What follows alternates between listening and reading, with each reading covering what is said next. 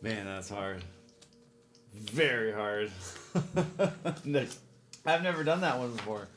So, yeah, I don't want to say first try, but first try. All right, triplet doubles. All right, here we go.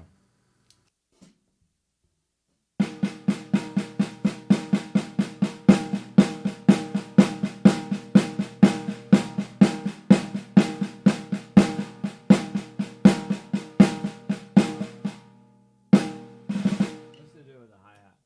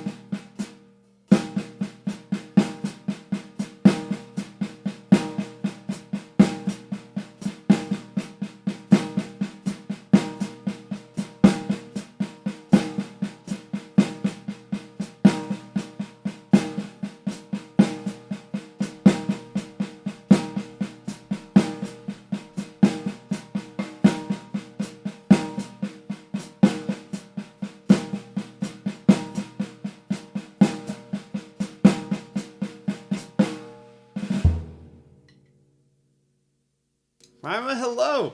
I'm running through the dropped the key. I'm running through the triplet section of Carter's book. Where did my key go? I need that key to hold my book there. But I hope you're well. Happy Saturday.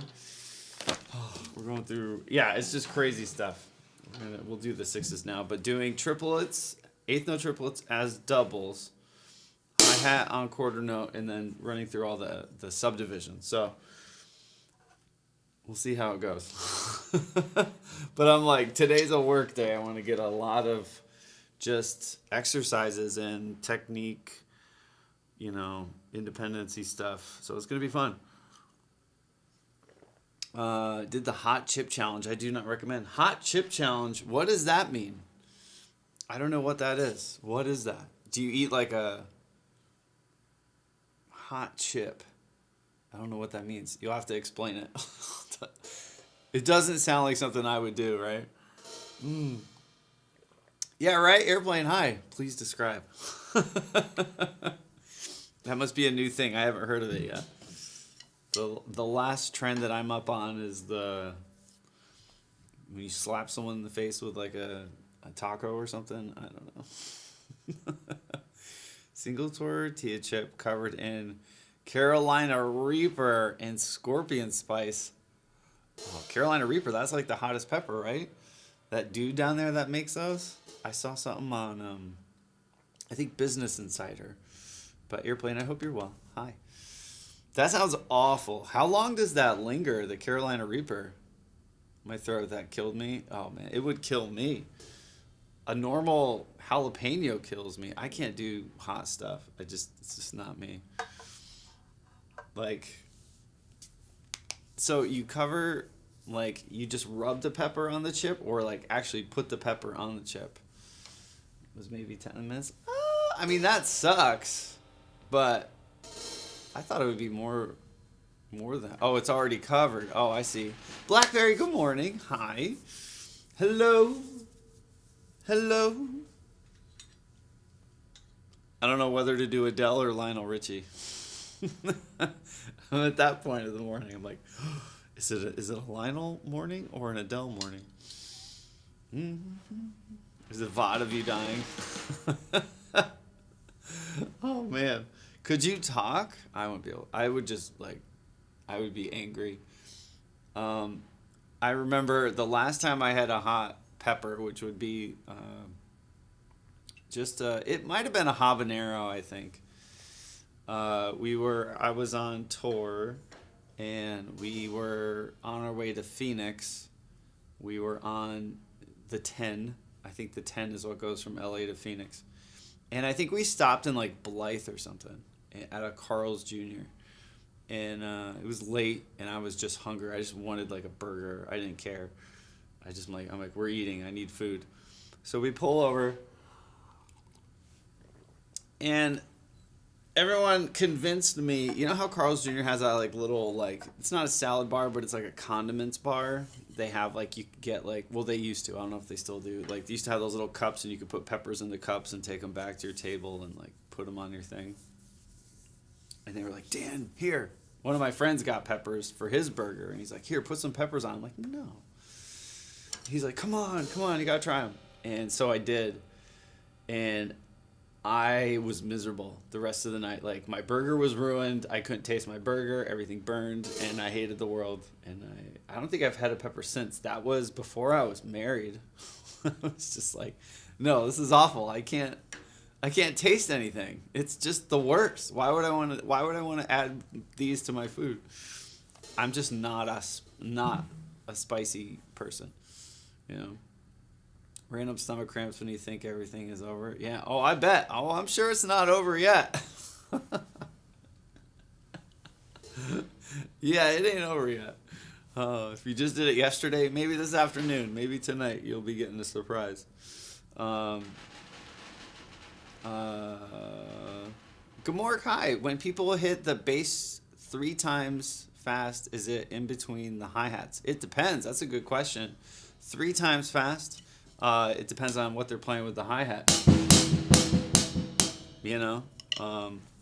So it's hard to answer that, Gomork, without context. If you have a song or a beat, maybe I'd be able to help you more, but that could be anything.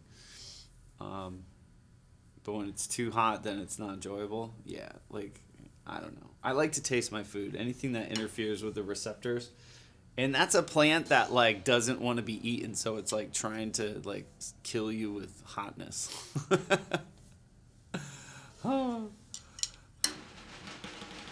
Matthias, hello. Hi. How's Uruguay? Dark, how are you doing? Let's go, dude.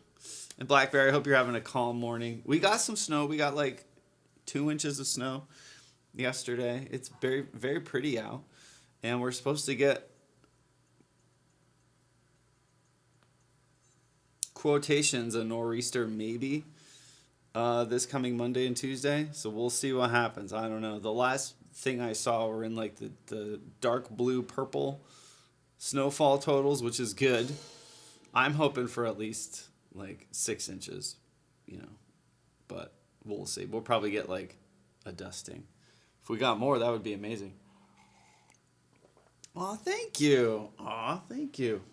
Today we're starting with we're gonna get a lot done today. New Breed is coming today too. That book. We're working out of Carter's book, the triplet section. I'm on page. What page am I on? 35. So we're warming up with that. Ba, ba, ba. Sat would be a valid beat. Would a valid beat be one in between two on the hi-hat? Yeah, good morning. I don't really know what you're saying. One in between the hi-hat, like just going. Yeah, yeah, that could be a beat, 100%. That would be. I mean, these could be eighth notes, 16th, depending on how you're counting the subdivision. But yeah.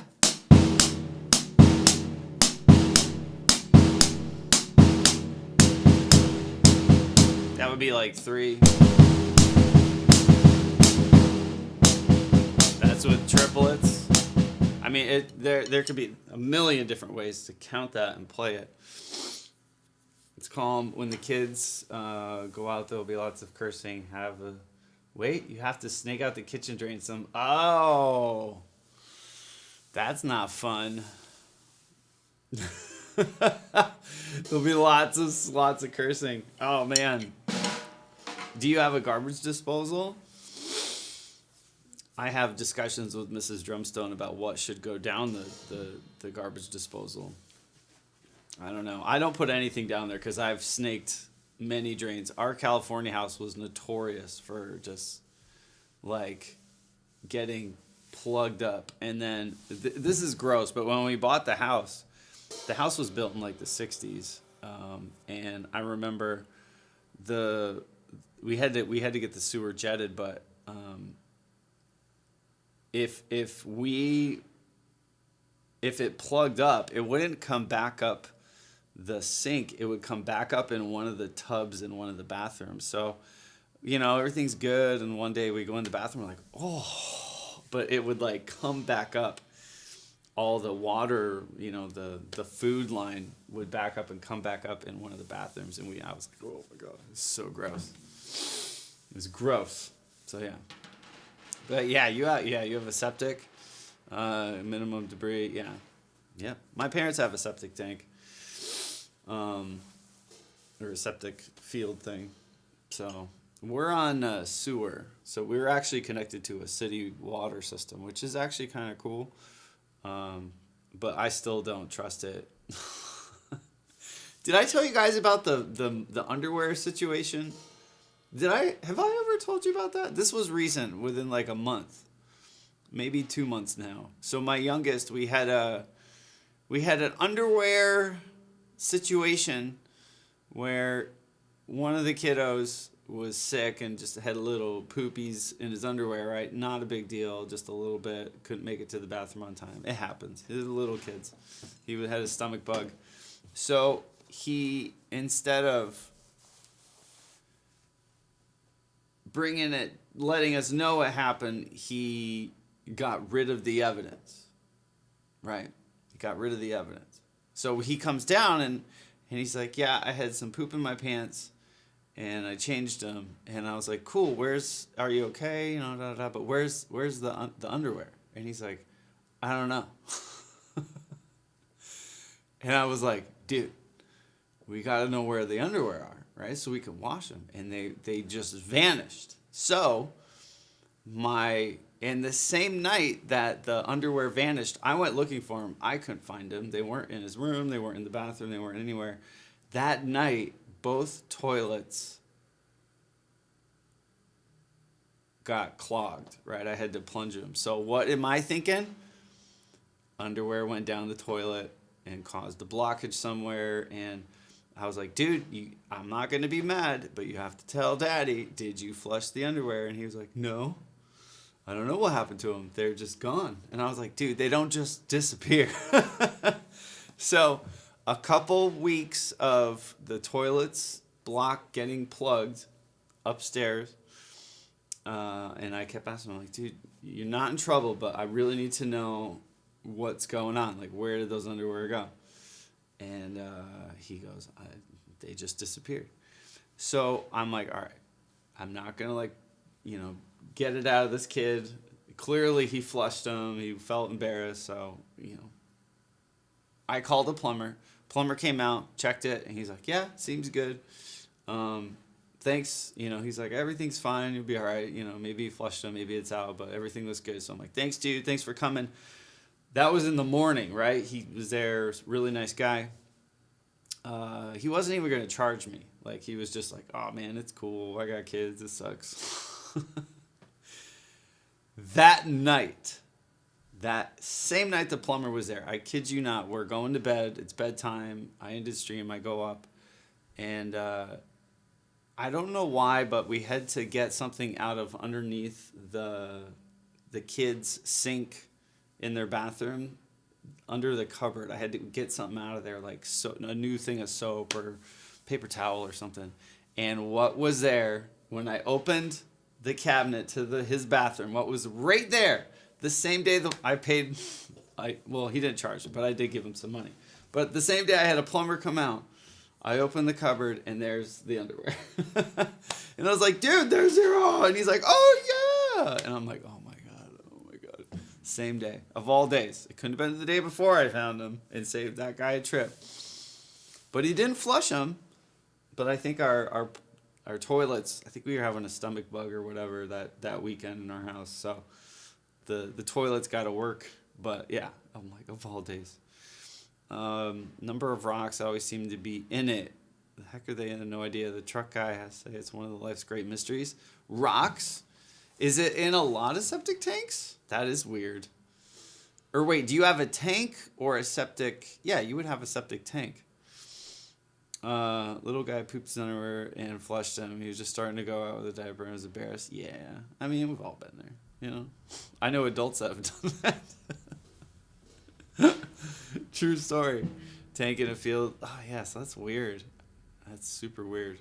But Gamork, how do you play the bass so fast?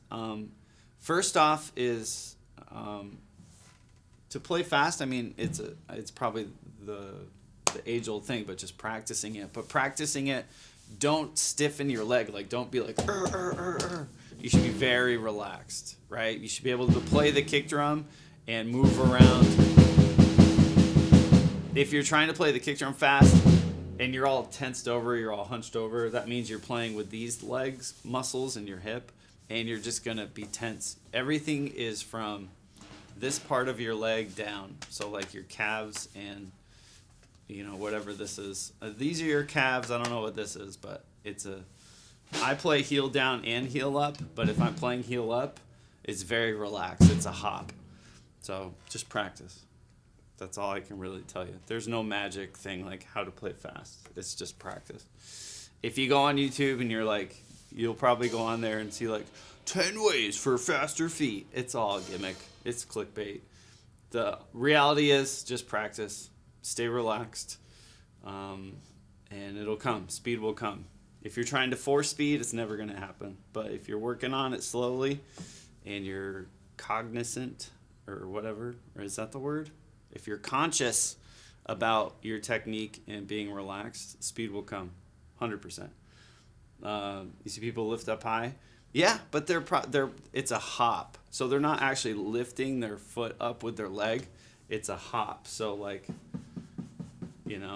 if they're playing heel up, they're just hopping their foot and rotating it around the ankle. That's usually where it's at.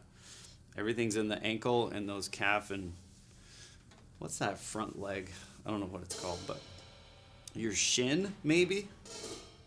So, yeah, if they're lifting up high with the leg, that's because it's a hop. It's a hop with their foot. They're not physically lifting their leg. Because if you sit down right now and you lift up your leg, your balance gets thrown off, right? Try it. You have to counter it, which means you're like... So if you're hopping...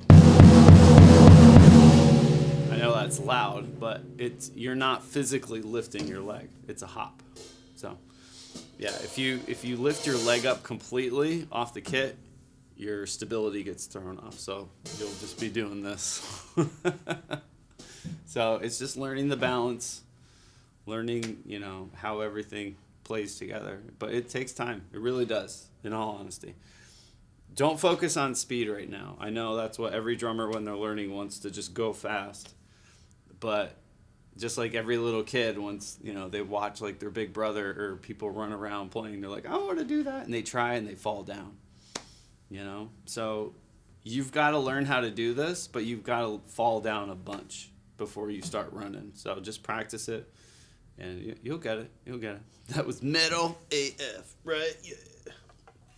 So metal with an open tuning. But yeah, and like right now, I'm trying to get fast with my diddles and hands and stuff, and it's like some days I rush it. Some days I'm trying to go way faster than I should be, and it shows. It sounds sloppy. It sounds bad. It looks bad. It sounds bad. So it's like I gotta remember it too. Practice what I preach. Slow things down. This is the way, right? How about that latest Mandalorian, guys? Come on, isn't that good? What size is the rack tom? It is 12 by 8. Does that work? Yeah, it worked. Yeah, 12 by 8. 9-ply beech. It probably looks small or big because of the way that this lens like warps a little bit. It's a 12 mil lens. So as you get closer, watch, it like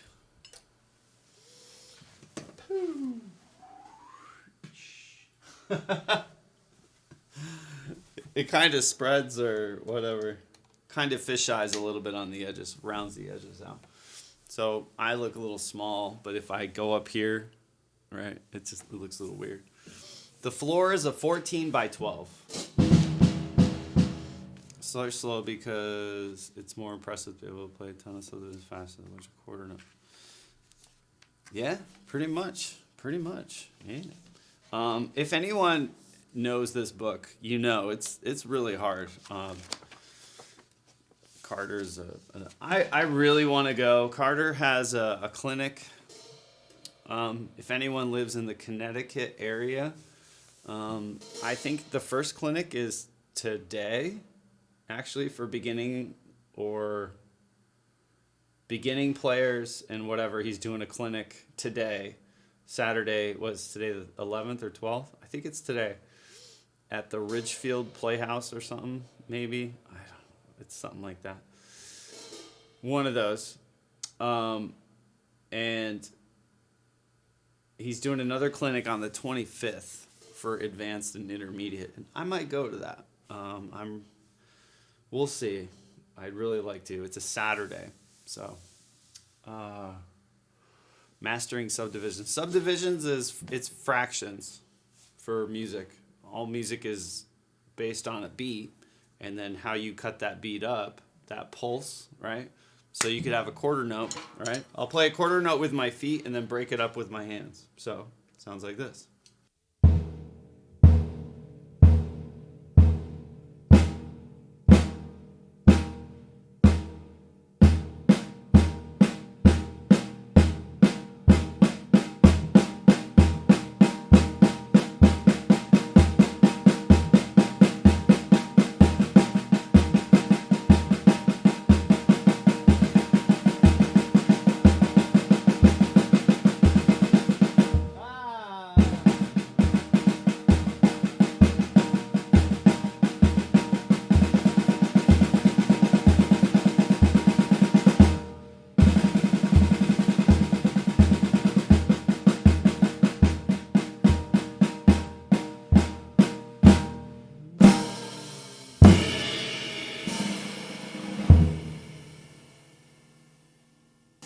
Sin, hi, and East, what's up?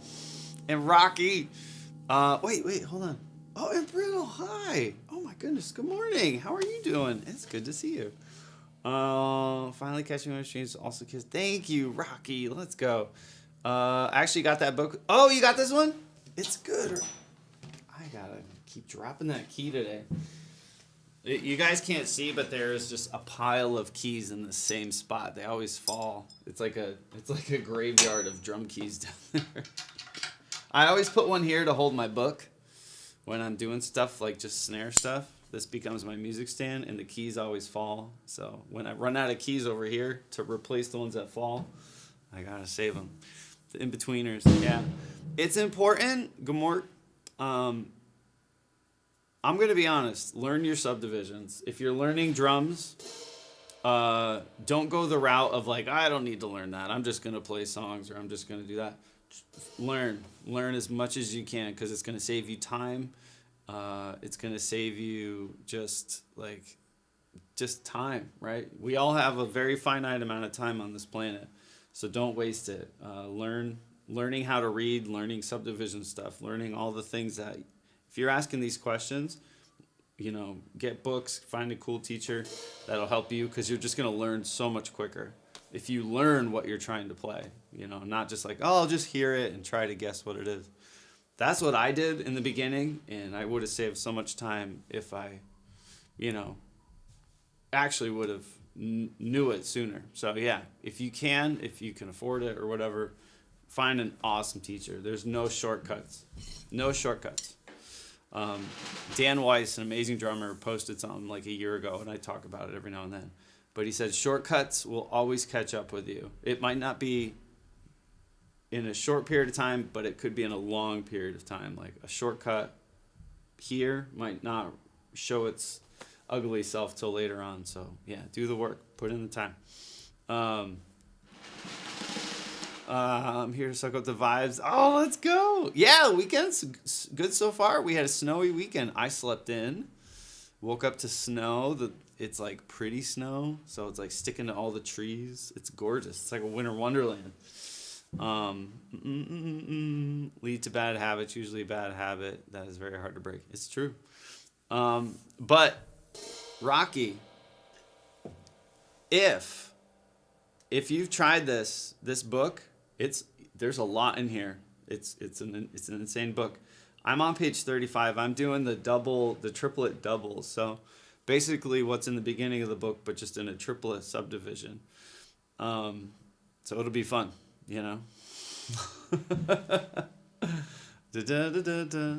Oh, you got some in England? I saw that. Kira, my friend Kira posted. She's in, I don't know where in England. I think she's in, I don't know. I think she's kind of close to London. They got snow. I saw a video of Scotland. There was a snow tornado that I saw that happened like a day or two ago. It was gorgeous. I want to move to Scotland. That's the truth. When I'm old someday, and my goal is to just live in Scotland in the middle of nowhere. Since I'm starting uni, so I haven't made much time for drumming, sadly, so not far along. It's all good. It's all good, man. If you're in school right now, focus on school 100% because you're not going to get a chance to focus on education after that, right? You'll be hitting the ground. So yeah, focus on school.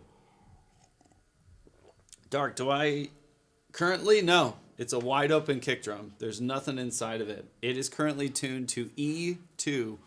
So the second octave E. I'll play it for you.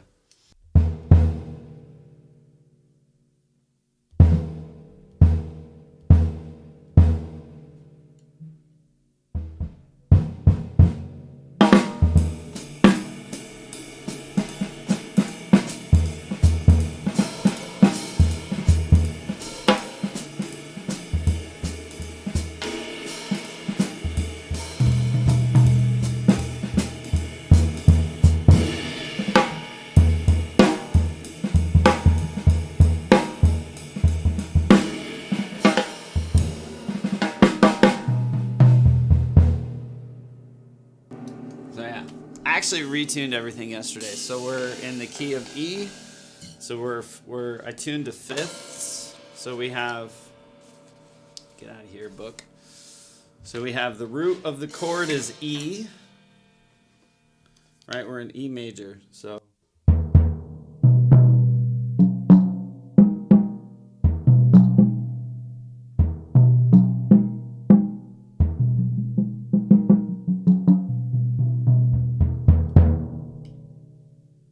we have E, B, F sharp, G sharp. Right?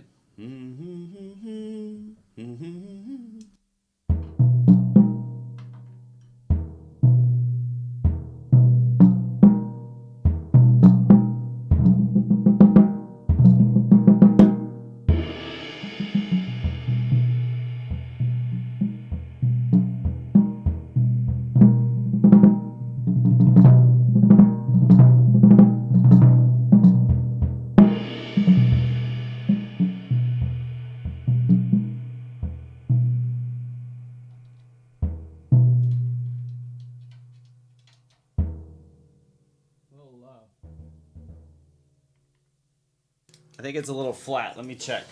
I think that first note's a little too. Da, da, da, da. Let's see. Am I right? Ooh, it's way flat.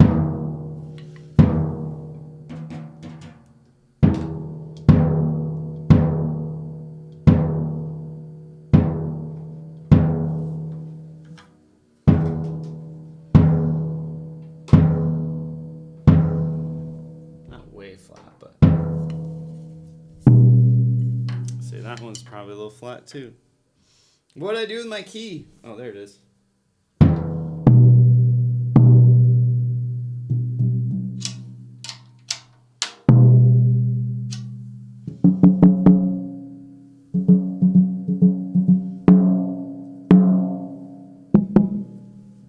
Should be a little better.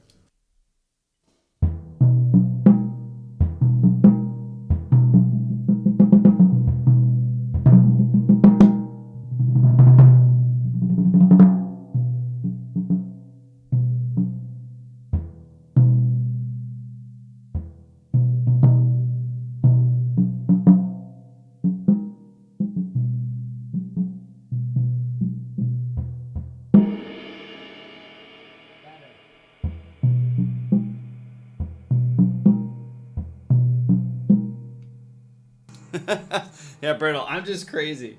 I'm just a crazy person. Bow, bow, bow. Right? I might do.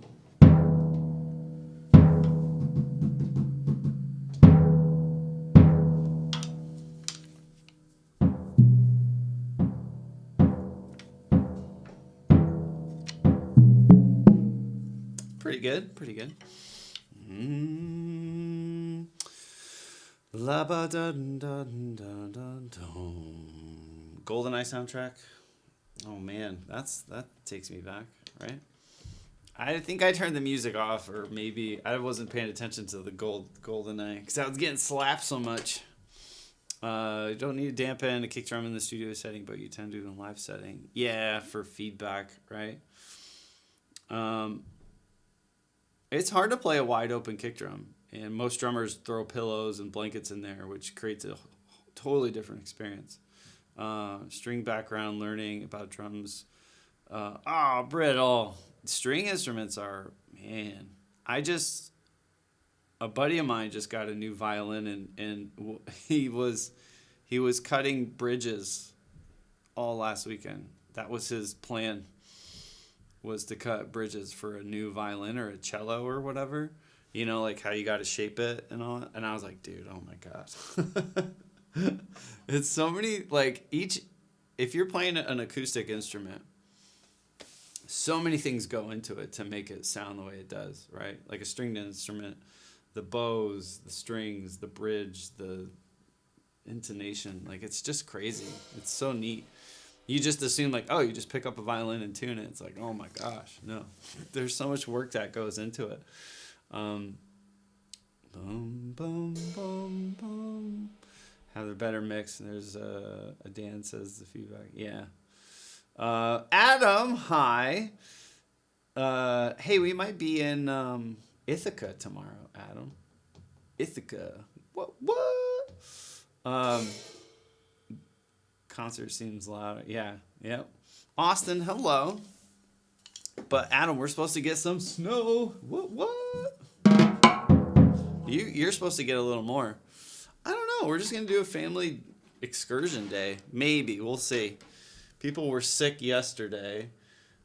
People are less sick today, and we were supposed to do something. We were supposed to go yesterday, so we might just go. We'll see. Go to the Finger Lakes. The Finger Lakes. I feel like that was an SNL sketch or a Fred Armisen thing. You know, like, oh, the Finger Lakes. Oh yeah. I thought about getting a TuneBot, trying to get a grasp first before I do. Dark TuneBots are really cool in drum dials, but in my honest opinion, you have to think about what kind of music you're playing. If you're playing rock, in like metal or pop or something with like 2-ply heads involved, like if you're using like any kind of 2-ply head on top or on the kick drum, like a power stroke.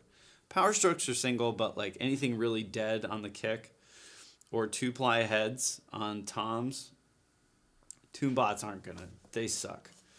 They really, honestly, drum dials and tune bots really only work if you've got like single ply heads, because you start using double ply and thickening up and deadening the sound, then it's not really so much like you're trying to tune for a pitch, but those dead tones are more like how do they make you feel. So tune for feel rather than perfect pitch if you're dealing with muted toms. If you've got jazz tunings and wide open and they're ringing and they're singing, yes, a tune bot's gonna be so much easier because you're gonna battle it if you've got double 2-ply heads or like a dead kick. Throwing a tune bot on there is just like you're just gonna get like it's not gonna know what you're trying to do because it's like it's a dead weird sound. There's no tone. There's no resonance. So drum dials are cool too, but at the same time, like you're chasing tensions at even the rim it's so weird. Scott Sames, no. Dawson used my tune bot and I haven't watched this. Wait, Dawson used my tune bot and I haven't watched it since. Watched it? Oh. I wouldn't either. Mike Dawson. Oh my gosh. Oh my gosh. Yeah. Woo. He's celebrity, right? I'm actually gonna reach out to Mike about. There's a couple people I want to study with, and I don't want to study. Not that I don't want to study drums with Mike. It would be very fun, but I want to like get help with like, okay, how do I get into jazz? Children, do you hear the children? Like jazz, like charts and reading and all that. Like I'm such a baby when it comes to it, and he's such a nerd about it. So I want to be around a nerd. So I might ask for lessons about like learning music with I don't know. It's hard to explain, but I might reach out to him. Yeah, we'll see. He's a sweetie. I find toms in unison the hardest part. Toms in unison. What do you mean by that, Dark? Toms in unison. Like when they're close to each other, you mean? Or tuning them, the top and bottoms the same? It's hard to tell. Like, when it comes to toms and tuning toms, there's two things. There's two things that matter. The attack, right? Like, when you hit it, what's going to happen? Is it going to ring? Is it going to be just a dead sound? And then that ring, do you want it to be like a pitch that is just like, whoa, that's just going to ring forever, like a bell? Or do you want that pitch after the first hit to dip down or down, right? Do you want it to do one of those things? In that case, the bottom head determines how it sustains and how it reacts after the main attack. But if you're top attack, like this is real high. So it's like, bam, bam, bam, pew, pew, right? If I deaden it, it's going to be like, bleh. It's going to be kind of dead and chunky. So that's good for like close mics. Or just, so many factors that go into it. I'm going to do the same. Yeah, real book. Yeah. No, I know. But I want to just have conversations with people that know what they're doing, and it's hard to find them where I live. And Mike knows everything about drummers and who played on what and when and where. I just want to kind of have a jazz class with someone who knows what they're talking about, like a hang,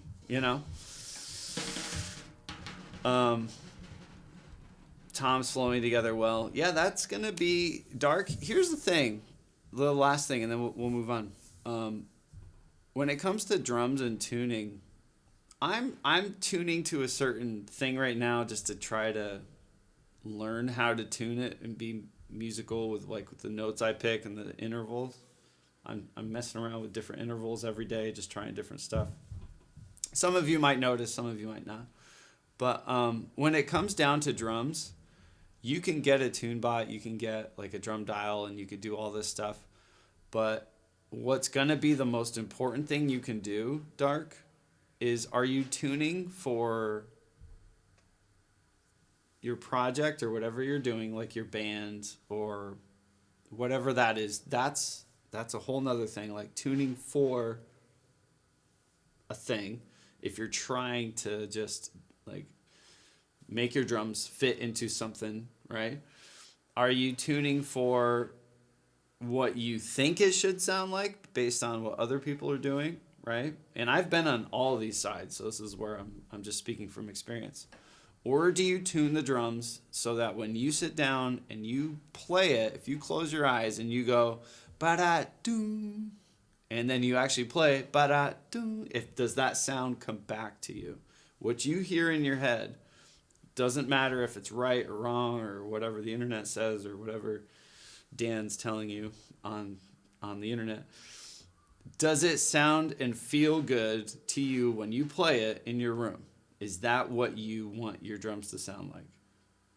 That's what matters most, above all. When you go to hit that floor tom, it might not be the perfect fifth interval or whatever, but when you hit it, do you go, oh, yeah, that's good stuff? Or do you hit it and you go, it just sounds a little weird? That's not what I want to hear. So try to find, I always tell people, if you're going to try to go towards like tuning your kit precise and like really, really the way you want it, first just tune it by ear first and get it close to where you think feels good and sounds the way you want it to. And then hit it and take a note. Like, I don't like how this is. It seems a little too low or too wobbly or wonky. And then like each drum set's different. Each tom is different. Everything's different. The heads you use, the room you're in. So how you have it set up. Seriously. Oh my God, kids. How you have it set up is going to be very dependent on you and your situation. So focus on like you first. Does it sound good to you? And then go from there, That's what I've learned over the years. Because I've tried to be like, I want my kit to sound like, Benny Greb, he's got a really great sound. But that's Benny's sound, And then it's like you hear, back in the day, I'm like, oh man, I got to get like that Abe Cunningham Deftone sound, right, on my kit. But that's Abe.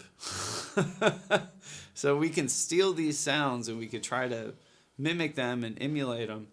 But at the end of the day, is that your thing? Is that the way you hear your drums when you're in your room and you're making drum sounds like do da ga do da ga do boom ba ga ga? Is that what you're hearing in your head?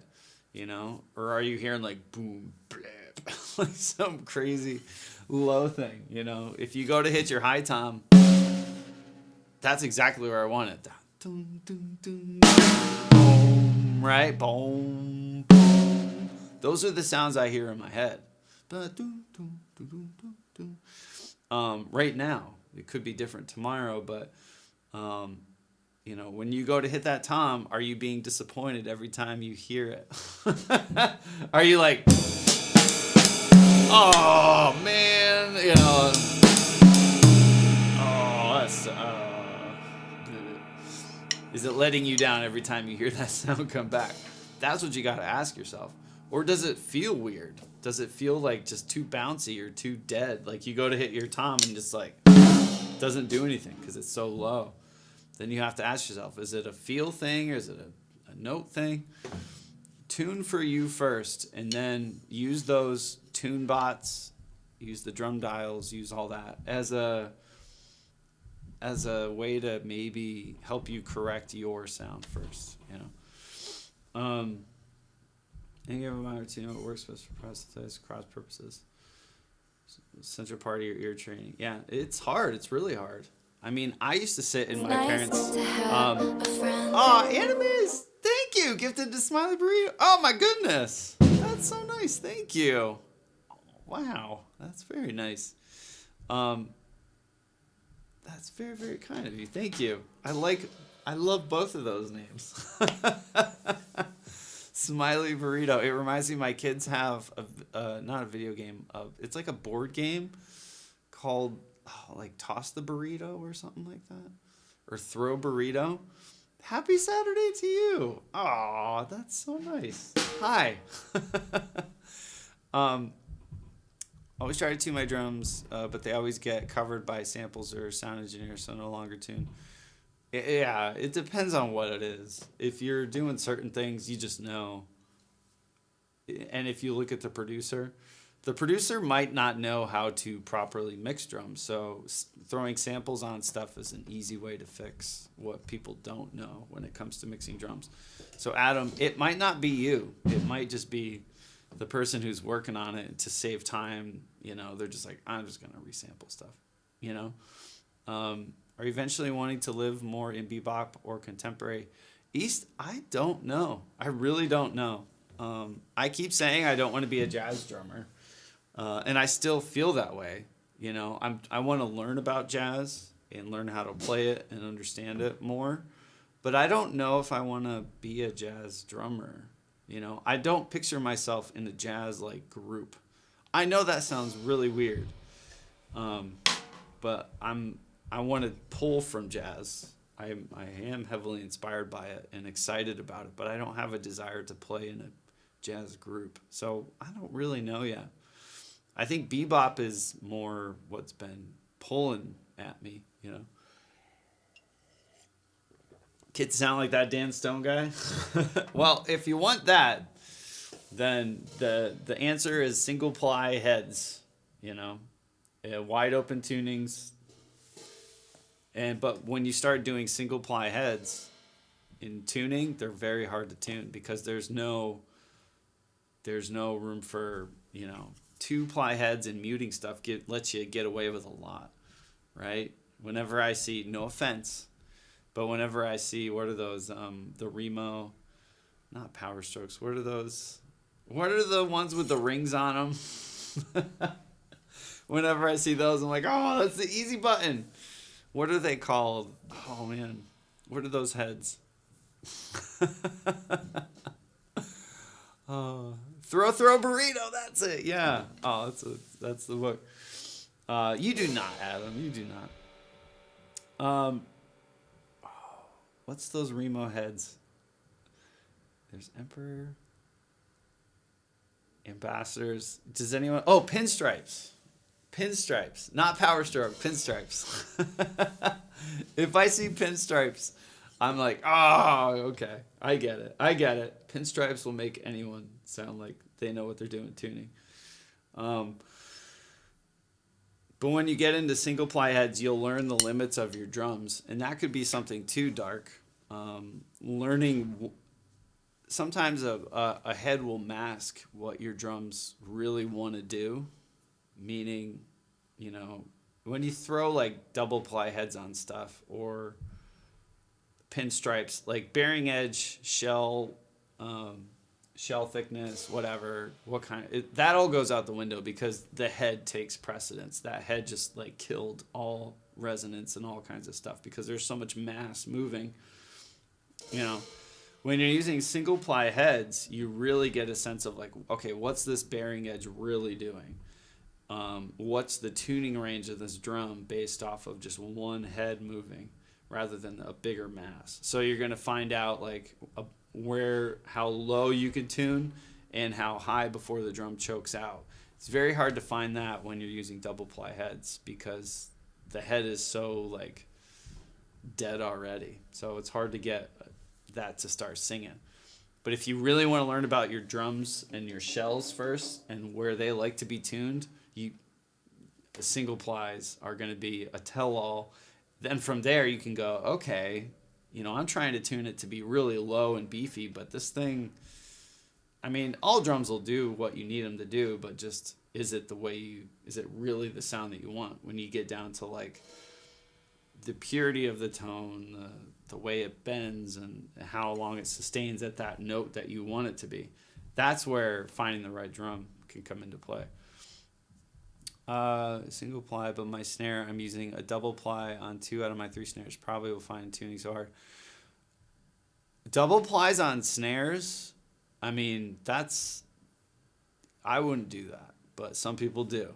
It's not for me. If you're playing like low tunings like those, the gent, the right, you want that like chonky boy snare sound, chunky boy. I don't know how to say it. You want that big like low crack, right? Double plies, 100%. But if you're with jazz or something like that, yeah, it's a very non-responsive head for softer playing. If you're beating the snot out of your drums, yeah, you'll want a double ply. Certified you're a professional, eventually get to technical producer. Yeah, tuning, I mean, we're all still learning, right? I'm still learning. I honestly, I tune every day. I'm messing with just like, and it's funny, if I don't keep up with it, I notice like right now, if I take this tom off, the top head, the bottom head should be a little bit higher than the top head. But I tuned this yesterday and I've been tweaking the top head. So I bet you the top head is a little bit tighter. But this is how I do it. If I put the drum, I usually do it on the floor. I don't want to throw such a pretty drum. I use 2 mallets. Okay? Just like you're a marching drummer, right? See, it's lower.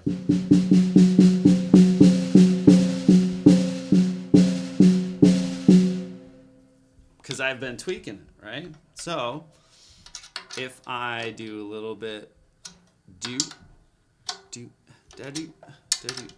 just a little bit, right? I'm going to tighten it up ever so slightly. So I want to keep that F sharp though, right? F sharp is still my note.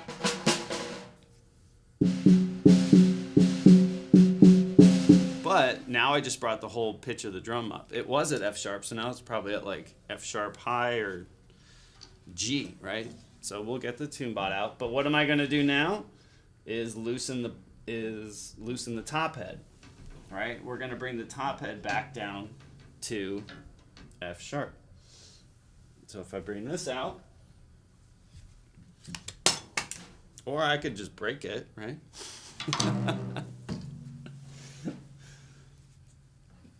When in doubt, just throw things, right? Come on. You want to go in there. I know you do. Let's go. Oh my God. I need more coffee. I had a donut today too. It was a good day. So if we turn this on, let's see where our pitch is at. Turn the snares off. Little over F sharp, not too bad. I'm just going to lower the top just a little bit.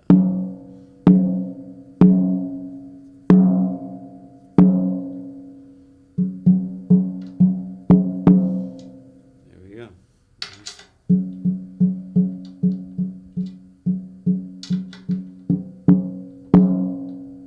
There it is. Now a stick's going to give you a different sound.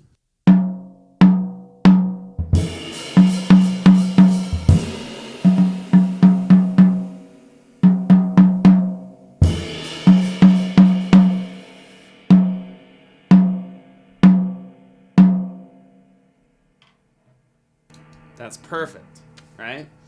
You notice it's got like a nice attack. It's got a little warm thing, but it's so high that it chokes itself out, which is what I want. I don't want it to be like, whoa. I want it to be like, whoa, whoa, right? Like a dong. So if you're trying to go for certain notes, with single ply heads, I always tune both the same. Find a note that you want. Tune them both the same, exactly the same. They should sound like dun, dun, dun, dun, dun, dun when you hit them both. And then put it on the thing, hit it, and if that sustained is what you want, if it's like boom, then you're good. But if you're like, no, I hear it and I want it to go down, right? You want it to go down.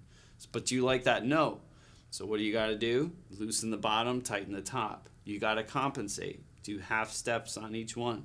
A little bit here, a little bit here. And then find that pitch bend to where you want. But if you're compensating with the top and bottom, you should still keep that note. If you're doing it evenly, it's a balancing act, like to get the proper sustain and attack that you want. And the pitch bend, it's a thing. It's hard, and then just keep at it. Right? It's annoyingly fun. Maybe it's not. I don't know. Maybe I'm just telling myself it's fun. But you'll go crazy. You'll go crazy with it. But after a while, you'll start to figure out where your drums like to be that you have at your disposal, and you might be trying to get a sound that it's not going to happen with that kit, right? If you're trying to get real punchy drums out of something like this with round over bearing edges, die cast hoops, reverse triple flange, like this drum is made to sound warm and vintagey and old. It's not meant to be like, cutting through periphery track, right, Adam? I mean, could Matt technically use this? Yes, but there's so many things going against it. I've got 2 coated heads on here, so that instantly gets rid of like a lot of the brightness and attack and a lot of the crispiness. Then you have round over bearing edges, so the head is dying quick. It's not. There's a lot more bearing edge touching the head. Josh and Vlad, 62 months. Let's go. Let's go. Hi. Aw. Cheers. Cheers, cheers, cheers. I hope you have coffee. And Josh, I hope you have the day off. I hope you have the day off, but I also don't. I want you to work, but I want you to have time off too. I want you to have all the things, Josh. But like with this drum, so coated heads are dampening the tone a little bit, letting it ring, but it's making it just kind of killing some of the craziness. The reverse triple flange die cast is also really kind of killing the sound. The high tunings are allowing it to move very quickly, but then it dies quicker. So a head that's looser is going to be like, it's going to take a longer time for those vibrations to settle. When it's tuned really tight, that's why they call it choking, is when the head is so tight, it can't move. It's just like, right? So you find that spot where if it's too low, it's like, it sounds papery and floppy and it doesn't know what to do. You find that sweet spot where they're both going. That technically, if you find that sweet spot of that drum and the heads you're using and the rims, that you can make a drum just like ring, just like a cymbal, which sometimes you don't want that. So really learning about what your drum wants to do. Just take a day and just play with tunings. You just have to mess around and learn about what you got. If that helps. Full on last few days. That's good. Yeah, rest up, man. Do you have some ice cream and some chips? Don't doubt Nolly's abilities. Well, Nolly he's not real. He's so good, man. He seems like such a cool guy too. I'm convinced his abilities aren't human. Yeah, he could do some work. You had a lot of chocolate. Nice. I've got chocolate at my house right now. But we're working out of Carter's book. I want to finish this. Wait. Yeah, we haven't done. I did something today for the first time. And JB, what's up? On YouTube. Hi, dude. This is Carter's book. And I've never played through the triplet stuff with the 2-3 pattern, and I did it today for the first time at the start of streams, and I kind of surprised myself, like, oh snap, I did it. And I'm currently on page 35 doing the doubles in triplets, and I don't know how far we'll get with this, but I wanted to warm up with this a little bit today. We're going to get into the syncopation stuff. I have New Breed, the book, coming today. We might do a little. I don't want that to be. What's hitting? I don't want anything to be hitting. Ugh, I hear kids fighting. That's never good, right? I need to get. Here's the deal. I need a bop kit because I want my tom to go lower. And this is in the way. And I hear the note that I really hear in my head for kick drum would sound amazing on an actual, basically a floor tom for a kick drum. So we got to get a bop kit. We got to. I got to get a smaller kick, and I want that tom to be lower, and I want the note to be more tommy. This is the way. This is the way. Every time I go to hit that tom, I'm like, oh. Excuses, Dan. It's an excuse. Blackberry, good luck today. Good luck. Good luck with the septic. May your snake reach far and aggressively. Do you have one that attaches to like a drill?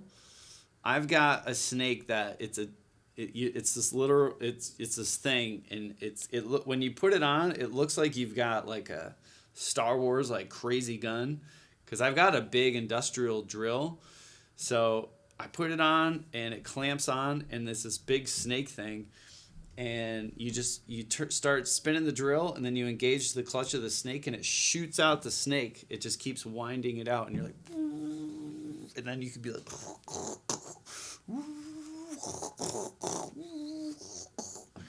it's wild. But the thing about that snake is when you reverse it and you start bringing the snake back towards you with this powerful drill, that snake has just gone through all the pipes and all the crap that's in those pipes and got all this weird stuff in there. It's like this coiled cable. So when it's coming back out and it's like all gross and it's splashing stuff on you, it's nasty. So yeah. I hate it. But it is kind of fun when you're shooting it down into the pipe and clearing it. But retracting it is always the worst. Splash warning, Vladric, and smell warning. It's not pretty. And I always have to like decouple it and like let it like, I put it like in the basement by the dehumidifier and put a fan on it to like dry it out, because I'm like, God knows what's on that thing. It's gross. It's nasty. But yeah. If you see a plumber or know a plumber in your life, thank them. Because we all know, if you're a homeowner, we've all ripped apart our drains and been like, what is going on? This is in my house? What? Who knows what's growing down there? And fun fact, in my shower currently, in our shower drain, if you were to come to my house and take a shower and you look down, you would see a Nerf bullet. I don't know how it got in there, because we have a drain guard, I guess. I don't know, like where the water goes down. Somehow my kids fit a Nerf bullet through those holes, and it got stuck long ways in the pipe. I have no idea how they fit it in there, or there's things that happen in my house. I don't question. I don't know how it happens, but I'm like, how did they do this? I couldn't recreate it. If you gave me a Nerf bullet and was like, Dan, I'll give you $1 million if you can get that through that hole into the drain. So yeah, I don't know. Never understood. Yeah, east. But yeah, so we have Nerf bullets in our drains. I don't know. So when the drains plug, I'm like, there's no way it's poop. Like, there's a toy in there. There's some kind of like, pants are probably in there. Who knows? Who knows? Yeah, we're talking to poops. Finger high. No, the worst thing is like, you know those little drain stoppers that come up and down in your sink? Did you ever take those out and clean them? Oh, man. I've got 3 boys that share a bathroom, and they spit toothpaste and God knows what else they put in the sink, because I'll clean that every now and then, and I'm like, oh, it's bad. It's bad. There's not enough bleach in the world. to kill whatever's in that sink. There's not enough. Just laughs at bleach at this point. It's like, what are you trying to do, old man? Kill me with bleach? That's not gonna work. You know? The concept of them using the proper tools to open it and put it in the prank you they're at that age, Vladric, where they're smarter than they're smarter than I'm giving them credit for. You know, I'm like, nah, they couldn't open up the drain, and oh God, they probably can. I still, you know, every parent thinks of their kid still as like a little kid, right? But they're getting old, man. They're getting clever. I'm getting we're getting outnumbered, and we're already outnumbered, but we're getting outbrained, you know? It's either we're getting outbrained or I'm just too lazy to counterbrain them. Maybe I'm at that point in my dadumness where I'm just like, whatever, I don't care. Jake, what's up? Hello. Here for some learning. Yeah, we're going to learn. Or hurt brains. I hope you're having a great day. But Vladric, it is good to see you. I hope the puppies are well. And I hope... Are you going into the city this weekend? Any excursions? Oh, Vladric. Hold on. Where's my phone? They changed the name of the place. So it used to be Maxwell's Drums in New York. Hold on. Messages. So... if you are curious, you're on the train now. So Maxwell's New York City is a great drum shop, but they changed the name. Jess took over, and it's called Good Hands Drum Shop. If you're going into the city and you're ever by there, it is. Hold on. Good Hands Drum Shop. Let me get the address. If you're going, it's like Hands Drum Shop. I'm going there the next time I'm going. I have to. But Jess, it's on West 30th Street, 240 West 30th Street. Hold on. It's by kind of by the Garden a little bit, not far from the Garden. Yeah, West 30th and like 8th. So it's kind of, you know, it's like Midtown somewhere. Yeah, if you're curious, check it out. It's called Good Hands Drum Shop. It was Steve Maxwell's. But it's dangerous when you go in there. They're dangerous. They're dangerous people that try to sell you things. As a gesture, Vladric, I told Vladric he'd come visit. Bring the puppies. It'd be fun. Toby would be like, oh my gosh. Do some running arounds. That'd be very fun. Or maybe I can meet Vladric in the city one day and we can go to drum shops. That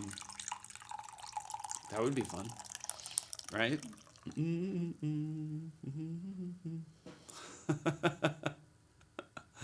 Caesars was against me. Oh! Are you going into the city for something fun, hopefully, today? Hopefully. I know you go in there for the weekends for fun, usually excursions. But, yeah, I got it. I want to go visit that place. They're good people. Really good people. It's a great drum shop. All right, page 35. We're going to do it. We're going to hurt. We're going to learn. We're going to practice. So what I'm doing, I might just start from the top again. This is very hard stuff. But then we'll move on. We'll just do this quick. Polish it up. I'll explain what I'm doing. I am playing quarter notes with the hi-hat. So 1, 2, 3, 4, right? With my foots. So all the chicks are the quarter notes. And then I'm playing triplets. Triplet, right? Triplet, pop, pop, pop, pop, pop, pop, with my hands. But they're eighth note triplets. So quarter notes, eighth notes, But the eighth notes aren't alternating. They're doubles. 1 ta ta, 2 ta ta, 3 ta ta, 4 ta ta. If anyone wants to try that, it's very weird. Triple it, triple it, triple it, triple it. Right? I have the hiccup, so I'm pausing for a second. Sorry, I'm like, I'm not drunk. Not that I know of. But the next thing is adding accents to these patterns. So like if you think of accents like 2s, 3s, 4s, 5s, 6s, 7s. I can't do a good Schmiegel. 7s. Oh, I can't. Can anyone do a good Schmiegel? And then 8s. So it runs up the subdivisions as accents. So like 2s would be, so like,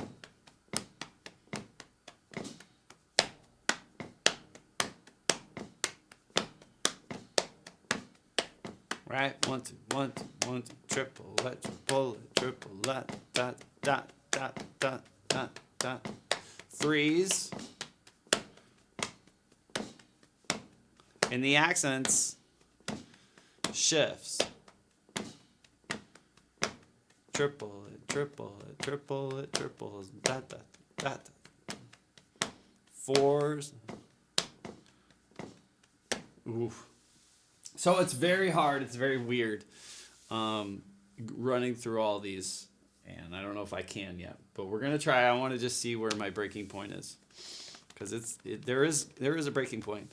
Going to one of the Broadway themed diners today, and now yeah, dude. Oh man, if you go, let me know. Honestly, I want to come in there one of these days. Fladrick, it probably won't be March, but in April at some point, I would like to go. Maybe me and just the missus, no kids. And have a nice day. But I know if I go there, I'm not going to leave empty-handed. So that's part of the reason I'm not going now, because I'm going to get something I don't really need. You know what I'm saying? I know there's a drum set I want. There's one type of drum set and color and setup that I want. And I know if I go there, I'm going to be like, well, this is close enough, and I'll just get this. And then I'm going to be like, oh, I should have waited and just... Because I'm bad. So I'm trying not to go to drum shops. Because I'm going to walk away with a kit that'll be cool, but it won't be a forever kit, you know?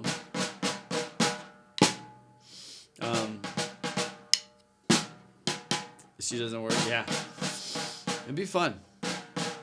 Broadway themed diner, though. That sounds amazing. If I come, though, we're going to Junior's. We're going to, I have to go to Junior's every time I'm in New York. I have to get their cheesecake. Or else I'm not really going. You know? It doesn't count. I am a cheesecake. You guys think I like ice cream. And I do like ice cream. But if it was ice cream or cheesecake, I think I would probably choose cheesecake over ice cream. Like a forever dessert. Like a good cheesecake is just, oh my God. It's basically ice cream, but like better, you know? It's so good. Los Tacos. What? Ugh. Tacos? Adam. What? What? Oh man. What? See, I don't know. My wife would be like, oh my gosh, yes. And I would be like, oh. I don't know. If I'm in New York, I either want like some sort of like roast beef or pastrami, like some like sandwich that's like this thick and makes no sense how you're going to eat it. You know, like those New York deli sandwiches. So you get it and you're like, how am I supposed to eat this? I want one of those or a steak, like a ribeye, like a good New York steak, you know, aged, or just a good piece of pizza. I'm not going to New York for tacos. No offense. My wife does. But yeah, unsubbed. There you go. Oh, oh, too much green stuff. Yeah, no, just no. I'm good. I'm good. I'm gonna say something, and you might actually unsub. I would rather go to the Sabраros for pizza than how do you even say it? Sabраros. I don't even Sabreros. I don't even know that New York pizza, that real New York pizza. Remember in The Office? He's so funny. I'd get New York pizza when what? Well, you live in New York, but it's not. I don't know about that, man. There's some places in New York where the pizza just hits. It just hits different. Same with Connecticut, Vladrick. What's that town in? There's that place in Connecticut where the pizza's like really good.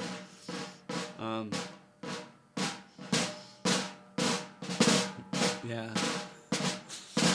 Right? How do you say it? Sabreros? New Haven, yes. Yep, I think that's where Carter's Clinic is, too, in New Haven. I was going to give a pizza place to hit up, but it's like an hour and a half from Ithaca. Oh, is it? Well, hour and a half from where? From where? Like towards Binghamton or towards Albany? Or the other way? Like Syracuse? Ithaca's like a cool little, like, seems like a hippie town. Right? Towards Albany.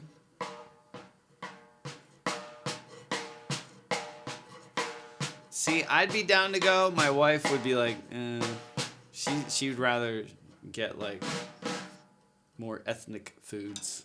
You know? So I'll probably get voted down. But yeah. We're going to try this. No one judge me. Or judge me, you know. Be like, seriously, Dan, just take up, you should take up knitting. You should just, you know, the whole drum thing. Just take up knitting, you know. That's more of you. You can make your little hats, your beanies, and your scarves. Long Island pizza for sure. Long Island is super disappointing. Long Island, yeah. I mean, they have, like, certain things, but... Yeah. The worst pizza I've ever had is California pizza. It's the worst. Isn't there like there's a I don't know if it's still in business, but there was something called California Pizza Kitchen, and it sucks. California pizza is the worst pizza I've ever had in my life. It's straight up garbage. I like deep dish. I like Chicago. Certain places in New York are really good. Yeah, in Connecticut. But... yeah, Long Island. I don't even think I've ever had pizza on Long Island, Vladrick. So I'm gonna take your word. You know your pizza. You know. I'm so bad at tuning. Should I take up knitting? Maybe you and me, Dark, will start a knitting thing. Who knows? Oh. All right, let's see what happens.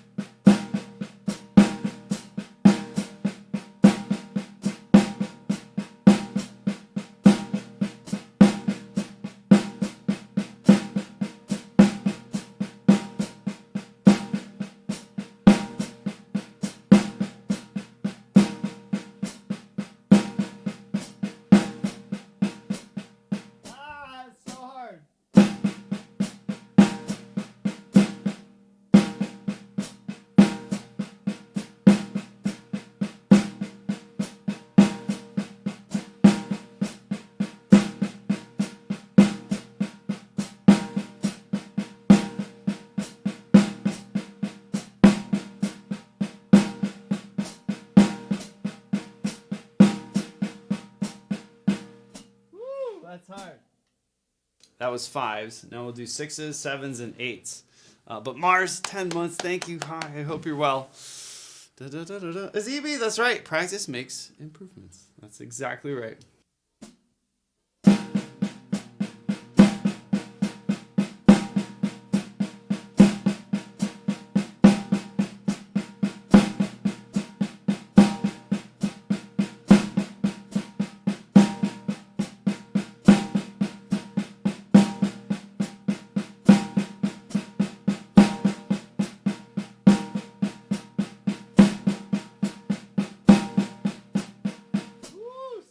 All right.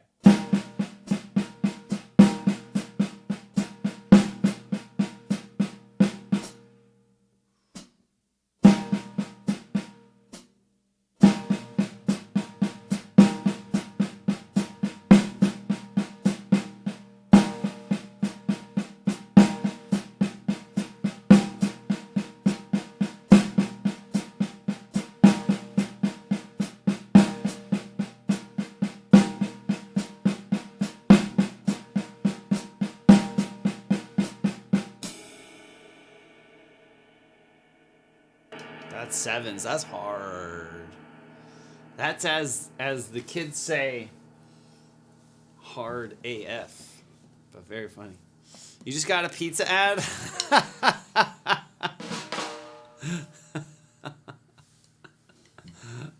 What kind of pizza? Probably like Domino's. Probably some Twitch streamer like, I love Domino's. Ooh, when I'm gaming. Ooh, when I'm doing my gaming. I get Domino's powered me up and stuff. Hype. More hype.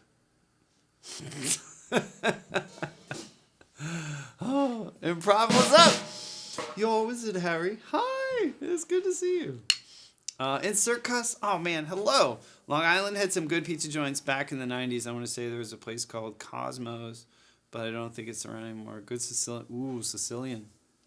That's with like the tomatoes on the top, right? Boom, boom, boom, boom. Boom, boom, boom, boom. It's a Finnish brand that is overpriced. Oh, okay. I wonder, oh man. So, yeah, I'm curious. It makes you think, like, I know pizzas in, like, the U.S. and how there's different versions, but, like, Finnish pizza or English pizza, it's interesting, right? What kind of pizza people have all over the world. It's so poggers. It is good. So, dude. So. Thick square slices. Yeah. Oh, for the pizza that was Cosmos? Yeah. It depends. It depends. Honestly, the best pizza I think I've ever had, it was a former NFL player somewhere. This is so random. Started a restaurant in Telluride, Colorado. I don't know the name of it. I was there once, and I was kind of drunk. I might have been really drunk. I don't remember. But I was with buddies. We were on a snowboard trip, and we went to this place. I remember. I wasn't drunk. But we had a few of them beers, and he did this thing. I think he was a Bears player, maybe.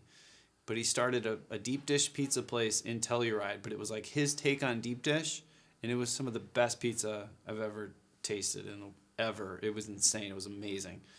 And again, I don't know if I was snowboarding all day and I was hungry and had a few of them beers, but it was really good pizza.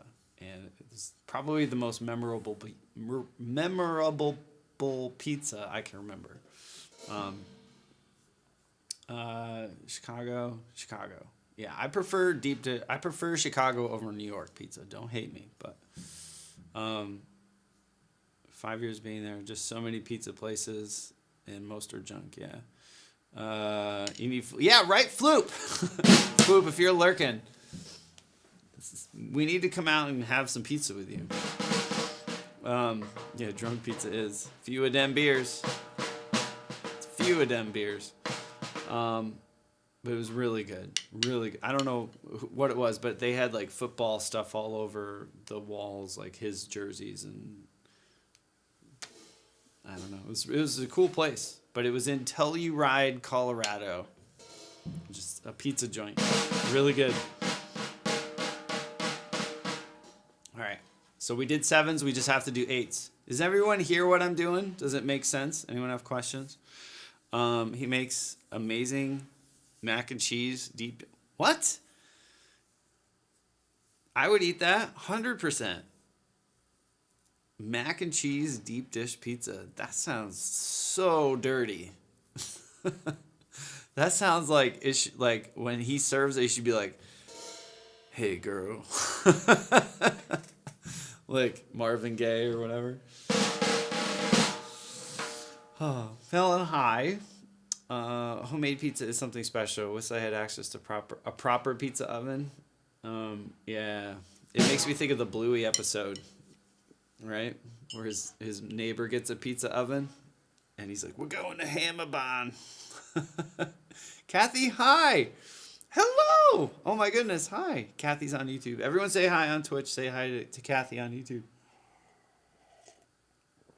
Can I show the sheet? Yeah, 100%. Carter, don't sue me.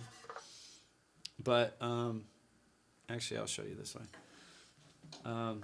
Kathy's very nice. Kathy said, "Hi, I used to watch you through Twitch." So that's cool, yeah. I don't know if you can see. You probably can't see, can you? Because I'm terrible. It's going to be out of focus, Dan. Can you see it? No. You're like, Dan, I can't see that. Let's try the front.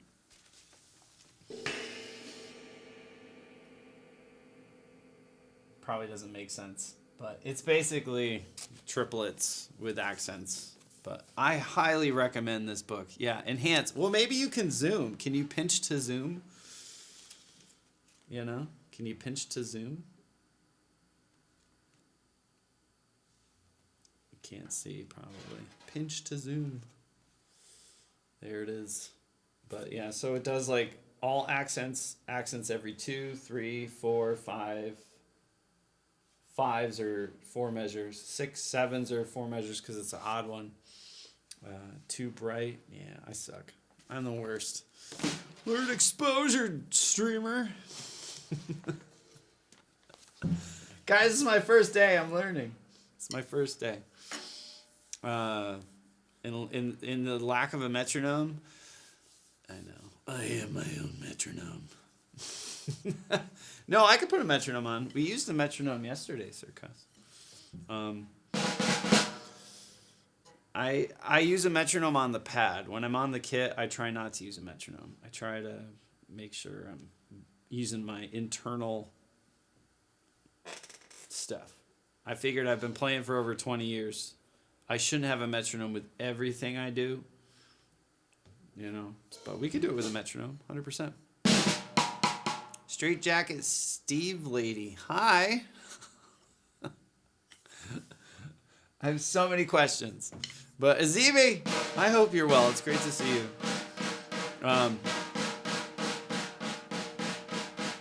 It's cruel and inhumane. Yeah, that's good. All right, here, I'll put it on. Let's see. Speaking of Mr. Greb, I'm going to go in airplane mode so no one bothers me. What should I do this as? So I was at...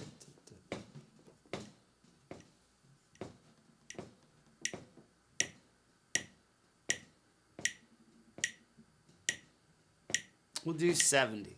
Do a little 70. Never mind the name. My girlfriend got mad at me one day. That's amazing. Hi. It's a pleasure. We'll do 75. Triple. Let's try it. Yeah. We'll try it. Try it with a metronome. Nobody laugh. Or laugh. It's okay. I've been laughed at many times. 80's your standard. Can I do this at all BPM? Yeah. Like I could do 80, but I want you guys to be able to tell what I'm playing, because if I go to 80, it's gonna turn into like bleh. I'll know what it is, but no one else will. You know, you know what I'm talking about, East. You start speeding up and you're like, oh, I did it, and everyone's like, what? That was a big jarble of craziness. All right.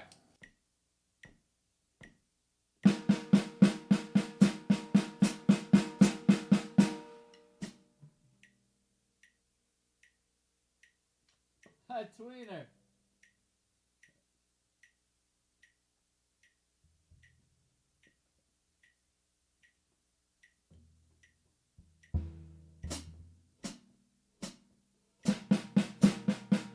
Can't hear it.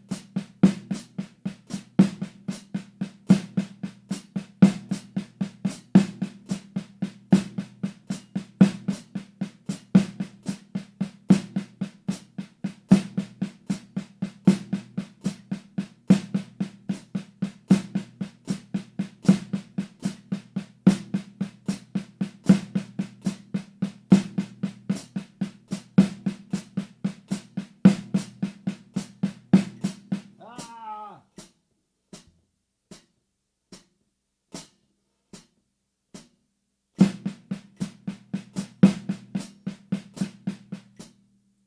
That's hard.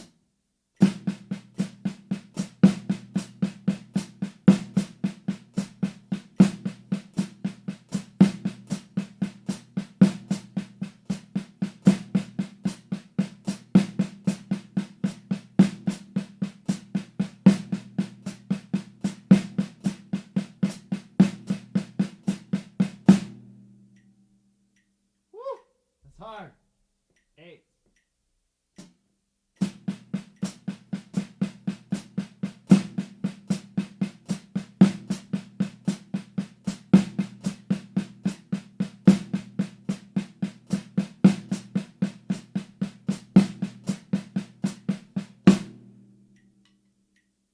It's hard.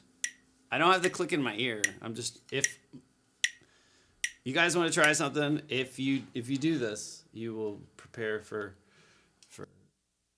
as I hit the wrong button. If you do it, it's a little frustrating, but put the metronome on quietly and play that game of, if you hear the metronome, you're off. But if you can't hear it, you're good. And it's weird. Because I couldn't hear the metronome, but if I did hear it, that meant I was either slowing up or speeding down. Like if I heard a little blip. So that's a cool way to do it, where you trust yourself. You know, you're like, I think I'm good, because you can't hear it. It's hard. But if you do hear it, it's one thing when you hear a metronome just banging in your ear constantly. Like you can hear it regardless of what you're playing. But if you can play and make that metronome disappear and play for a while without hearing it, that's a good thing, right? That's your internal clock taking over, and the metronome's there, and it's just like, okay, if he gets off, I'll help. But if you can play and kind of keep that internal clock and not fight that metronome, it's hard to do, especially with hard stuff like that you're not comfortable with.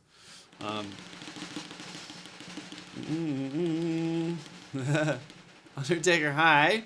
I heard down the Twitch street that this was the place to get some free cheesecake today. Oh man, what? Dude, I wish. Man, I could go for. Oh man, maybe Vladrick can pick us up some juniors and bring it over. That would be nice, right?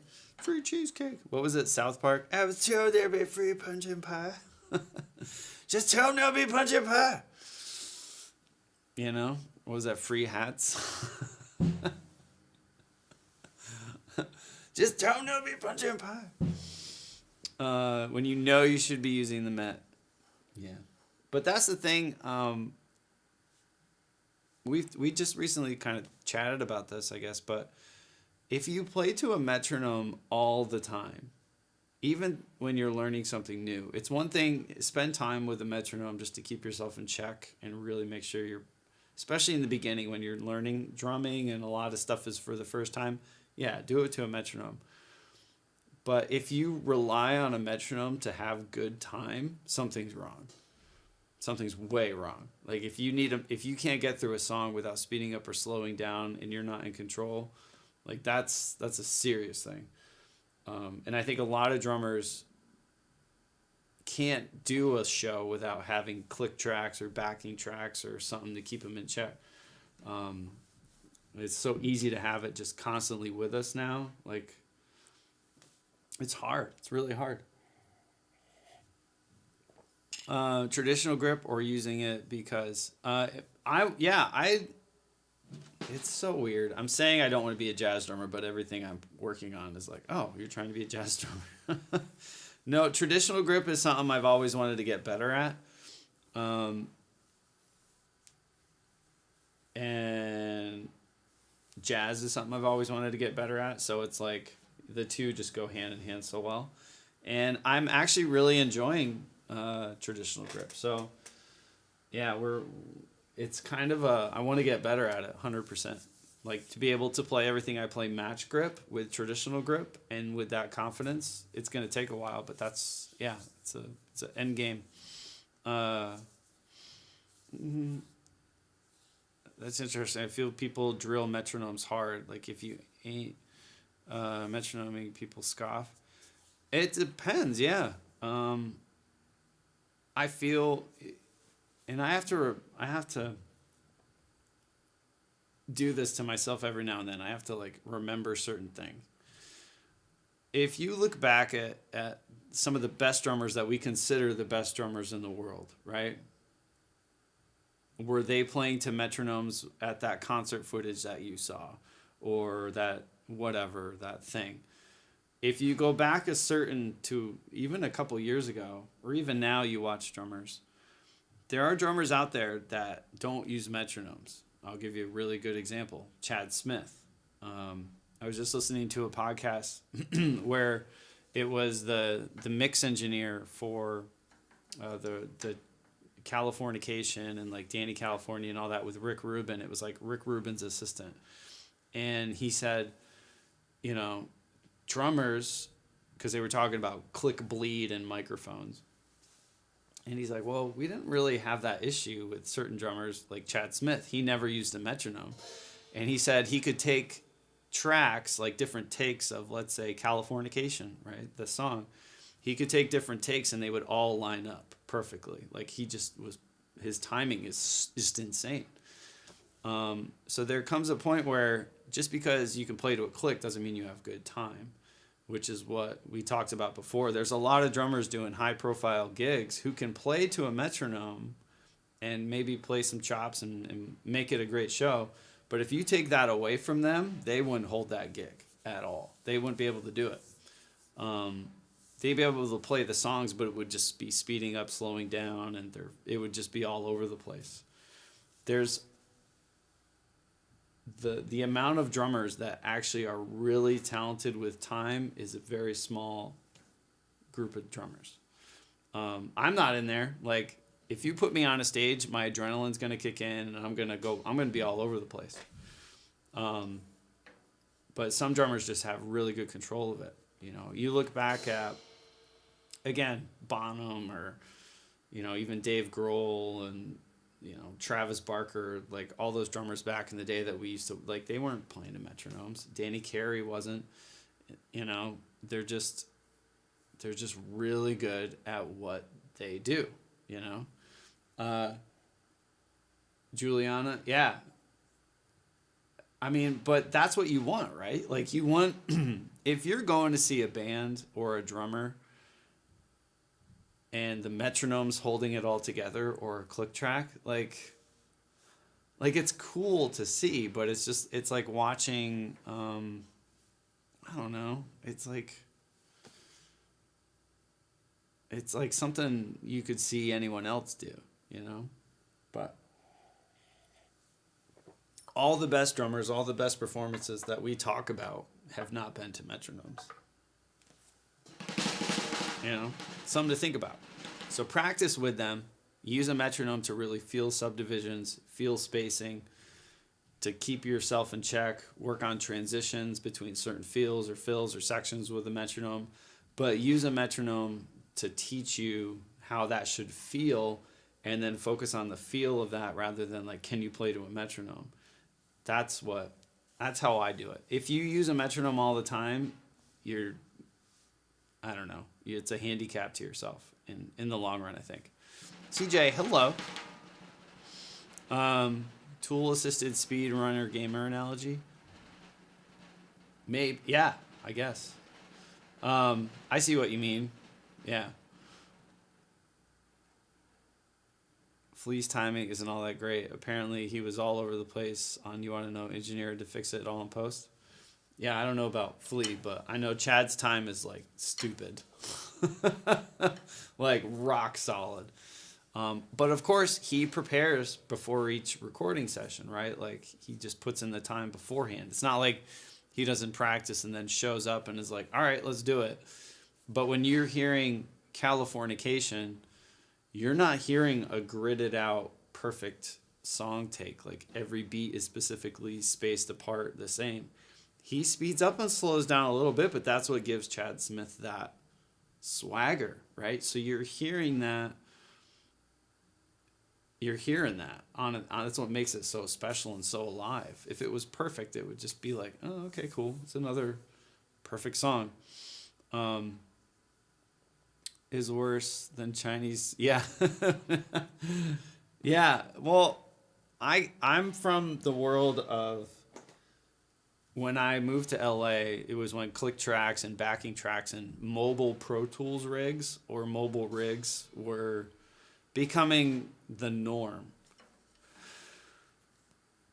They used to be very popular for like, you know, shows that involved like dancing. So like the boy band shows of the late 90s, that really brought about like you had to have very perfectly timed things because the dancers, the music, the lighting, all the shows were now computer synced with the lighting explosions and all that. All those big productions brought about, you know, with the LED screens, there were programmed graphics and certain things that would happen that were all triggered by a set program that the drummer had to follow along, or else it just wouldn't line up. So those big productions, a lot of drummers had to like just do it, right? It's just part of the gig.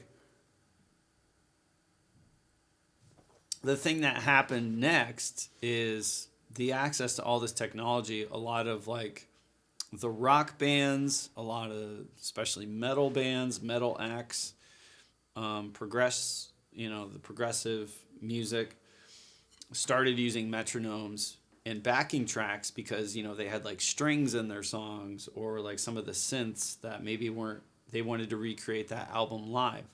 So you saw that in like the early 2000s and moving through, right? Like you just wanted, the band was playing everything, but they had all the supplemental background vocals or just like stuff to fill the live show, make it sound more like the record. Fast forward though to a lot of like the triggering software and stuff like that, is nowadays you'll go see a live band where a lot more is built into those click tracks than should be. And you're seeing a lot of drummers who can't play the feet parts really solid, but they're triggered. So you're hearing the bass drum parts like on a click track, and the drummer's playing, but you're not really hearing what they're playing. You're hearing sort of a track, and you're hearing stuff with the hands, but what you hear is picked and chosen, predetermined, right? If the drummer just can't hang, they'll just like, oh, we'll just, put it in there.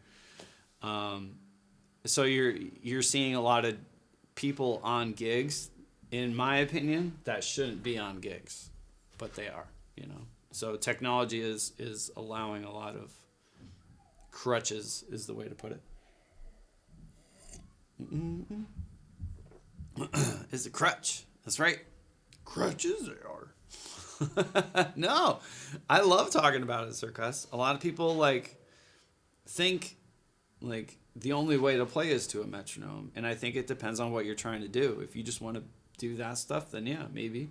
But if you're really worried about like your timing and being in control of your timing, if you play to a metronome all the time, you know, it's like swimming with floaties on. You know? Yeah, you're swimming, but take the floaties off. Can you still swim? You know? But a lot of drummers are like, I'm not taking my floaties off. Nope. I'm not playing that show without floaties. Because they know that they can't, they'll sink. That's the truth. S'more. They're just trying their best too, you know? They're trying. I agree and disagree. I think the drummers that are playing like metal shows with metronomes on and there's no backing tracks, there's no real need for it. I get it. They want to have a solid show, but they should be good enough to hold that together. So I think it is a crutch when there's no like reason to do it because of like pre-programmed synth backing tracks or the lights or whatever. If you're playing to a metronome just to keep your timing perfect, that's on you, you know? That's the drummer's thing. So yeah. Sorry, take your floaties off. I'm that kid in the pool like, well, you're still wearing your floaties. What are you doing?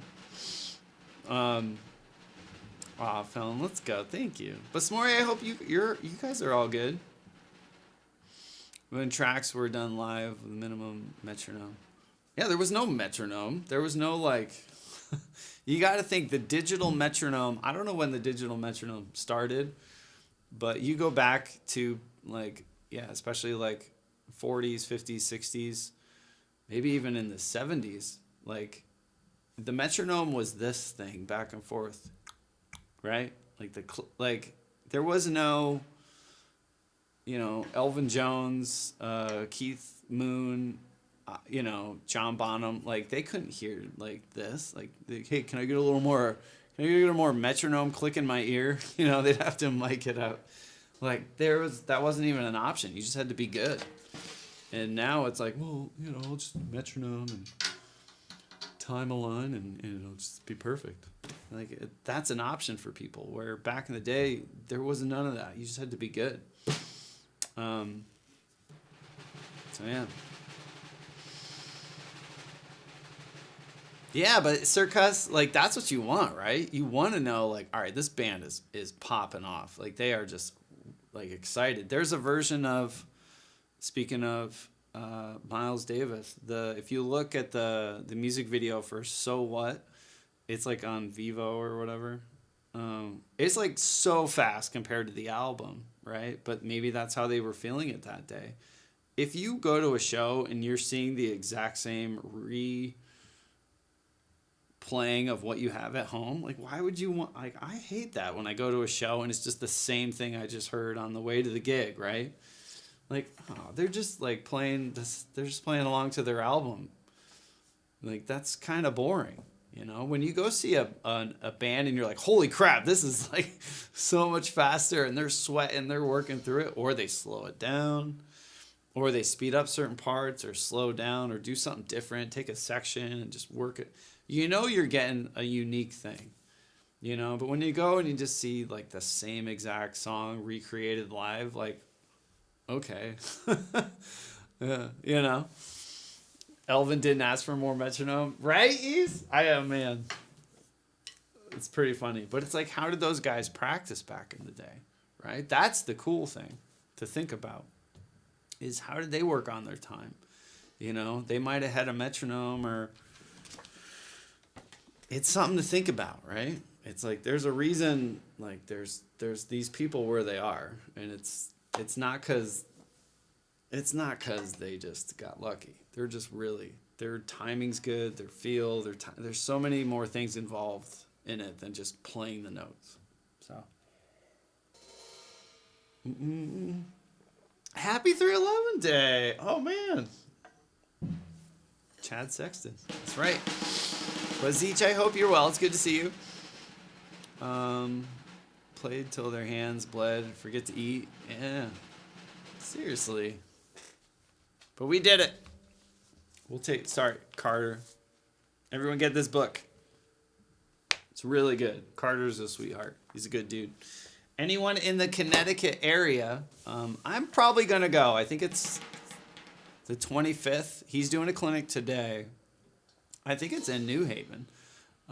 It's at the Ridgefield Playhouse maybe or something like that. Or something. Something in Connecticut. He's doing a clinic today for like beginner, intermediate kind of, and then he's doing an advanced, not intermediate, but he's doing an advanced clinic on the 25th of March. So I might go to that. It's like an afternoon thing. A lot of syncopated complex part solos between different instruments probably influences whether a band wants to use a click. I feel like most bands don't practice a lot together. That's so true, Vladric. That's a big part of it too. They'll do like, the band will go off tour and then they'll all write like remotely, and then they'll get together, work on an album a little bit, or maybe a week before tour. That's true too. Yeah. When can we, Kathy? I don't know. Maybe soon. Chad is great, Dark. He's amazing. Chad Sexton. He's a good dude. He used to have a drum shop in the Valley, and I remember, I don't know if he still does, but if you went in there, there's Chad. You'd be like, oh, hi. He'd be like, hey, what's going on? What do you need? And I'd be like, oh, I need some drum heads. You're Chad Sexton. It was really cool. I don't know if it's still there, but he had like a little shop. This is like mid 2000s maybe. Is it still there, Circus? Is it? Mikey, we were working out of Carter's book, and we're gonna go to we're gonna go to Art of Bob Drumming. That's what I wanted to do.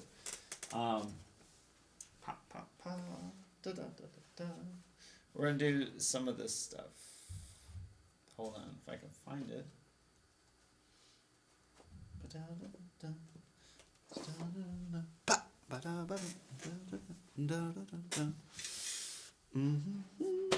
There we go. Mr. Riley. We're just gonna do just go through some compy stuff, right? Just we're gonna do it. We're at the gym. We're gonna start with page 18, 19. I'm gonna go quick with this stuff, but I want to get a bunch of reps in today, right? Drum City closed a few years. It's hard to have a drum shop. I know a bunch of my friends have them, and it's not an easy thing. So any music stores, if you can buy from them, is what I'm getting at. Buy from your local music shop or drum shop if you can. Go out of your way to order from them. The big places, they just, I don't know. They suck.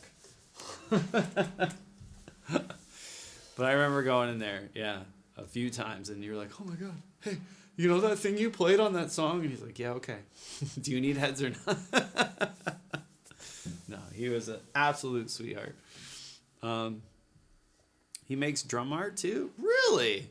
I'll have to follow him I'm sure he's on like Instagram or something. It's hard to have any kind of music shop. Yeah, it's not a profitable thing, right? And everyone that goes in there wants a deal, right? Like, hey, will you give me that Guitar Center discount, bro? And it's like, come on. They need to have a little bit of profit, right? But then again, you're trying to sell to musicians. Your market is like, no offense, other musicians, but your market is poor people, right? That's if you open a music store, most of the time your market is poor musicians. So But everyone that I know that has a drum shop or a music shop, they just love the instrument. They don't really care about the money. And I think the drum shops that stay around for a long time, you see that, right? Like they're not in it for the profit margins. They're in it for they just like to be around it, and that's what they know, you know. Sometimes the job you're supposed to be doing is just one that just makes you comfortable and happy, you know. Goose, what's up? Sips coffee, that's right. I got a little bit left. ChadSextonArt.com. Yeah, everyone check it out. Chad Sexton's the drummer for 311. Amazing drummer. So yeah, happy 311 day. Shop in San Francisco, I loved it. It worked somehow. Yeah, I mean, your people are out there, right? You'll find your people. But again, if you're opening a music shop hoping to be like a millionaire in a year, like you're gonna be very disappointed. Like very disappointed. So you have to get into that sort of area because you love it, you know. It's just like people who become musicians. You know, if you legit want to be a professional musician, like you just know like there's no 401k, there's no paid time off, there's no insurance. There's no weekly paycheck. You do it because you just love it, you know. You're not doing it for all the so-and-so perks, and it's not for everybody. So it's like when you see someone with a music shop or a drum shop, it's because they love it, you know. So support those folks, because without them you'd be stuck, you know. You'd just be, I don't know, you wouldn't have a place to go check out gear or try a cymbal or swing a different pair of sticks just to try them out. You know, we're very fortunate to have those spots where if you have a gig and your throne breaks, you can just run to the music shop, you know, and not wait like however many days till one pops in through the mail. So even if they don't stock the drums that you like or have all the things that you need all the time, yes, I order stuff from certain places. I try to order from drum shops all over the U.S., but if my local place, just go in and talk to your local music shop. Say, hey, look, I know you don't sell this, but if you stocked it, I'd buy at least like a few of them a month. They might start carrying certain things. So it's something to think about. What's your favorite song to drum to lately, Mike? I don't know. I'm not really playing along to songs right now, in all honesty. The last time, if I'm down here by myself, I'm not practicing to music right now.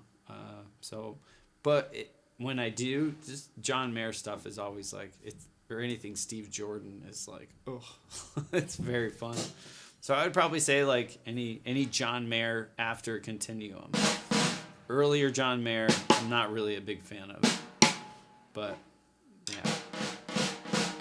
Am I making some original music or just practicing? Right now, last summer I decided to take a year. I'm treating this like a sabbatical in a sense. I turned down a lot of recordings and stuff like that just to kind of focus on me for like a year. So I'm not really doing original music. I'm not performing. I'm just kind of practicing for a year, kind of deep diving into certain things. So yeah, we started that when the kids went to North Carolina last year, like June-ish. I was like, you know, when you're practicing or when you're recording or performing other people's music or something like that, like it's hard to like focus on you or to get a clear picture of what you need to work on, because every day you're doing something for someone else. So I'm like, I just got to take a year and really decide what I want to sound like, where I need to work, what needs work. So it's like a me year. I'm like on a Eat, Pray, Love, you know, tour of the drums, right? Isn't that movie, Eat, Pray, Love, where they go to India? I'm just not in India. I'm in my basement. So right now, I'm not really interested in like music per se. And part of the reason I decided to do that is because I got bored with all the music. that I was playing to or listening to, you know? And that's a bad sign when you're just like, ugh, there's nothing in it that's really exciting. So, yeah. It's a good question, though. But right now, none. We play along to music just for fun a few days here and there, but I always joke that when I do it, I feel like I'm relapsing, you know, like. But we'll get back into it in the summer. But I kind of made a little promise to myself to just focus on me for a year and see at the end of that year where we're at, and if there's been improvements or not, you know. And there's been I'm more relaxed already. I'm playing different things, different feels that I wouldn't have probably tapped into if I was just playing the same recordings for the same producers every day that I had been doing, right? Because you get cozy. But I'm on page 18 of Art of Bop Drumming. I'm just gonna hit play, 4 on the floor, jazz time. I could put this book here. We're just gonna run down some comp patterns, meaning I'm just going to be just chilling. So I'm going to not have a metronome on, but I'm going to focus on 2 and 4, just the feel, making sure my right hand is, Joshua, hi. Let Her Cry cover. Could you play some more Hootie and the Blowfish? Oh, man, I love Hootie. One of the big things that I'm going to try to do today when we're working on these comping exercises is my right hand, and I'm, you know, just essentially just rotating it correctly and playing more from back here and not so much like full wrist, but just, you know, this motion with your thumb, that back and forth, right? So that's kind of where we're at right now today. So we're going to run through these comping exercises. It's going to be calm, chill, nothing crazy. But Josh, I've noticed massive improvements from a viewer side, so we can tell. Oh, dude. Thank you, man. Since you stopped streaming covers. Dude, thank you, Josh. I love you. It means the world. Yeah, ZB, turning to page 18, right? All rise. We'll start with hymnal, comp example, number 1. And Mike's here. What's up, dude? And Davey, hi. So yeah, this isn't the most, I know, from a streaming standpoint, you know, a lot of people found me because of doing covers, and, you know, I get it. It's fun. But I had to be real with myself and be like, that's not me. Like, that's not that, like, I don't want to be just play drum covers all day. It worked for a little bit, and it was really fun, and I got to meet a lot of amazing people through it. But now it's like, you know, finding out what I really want to do with this instrument is the reason we're doing it now, and sharing it with you guys has been really fun. So, yeah.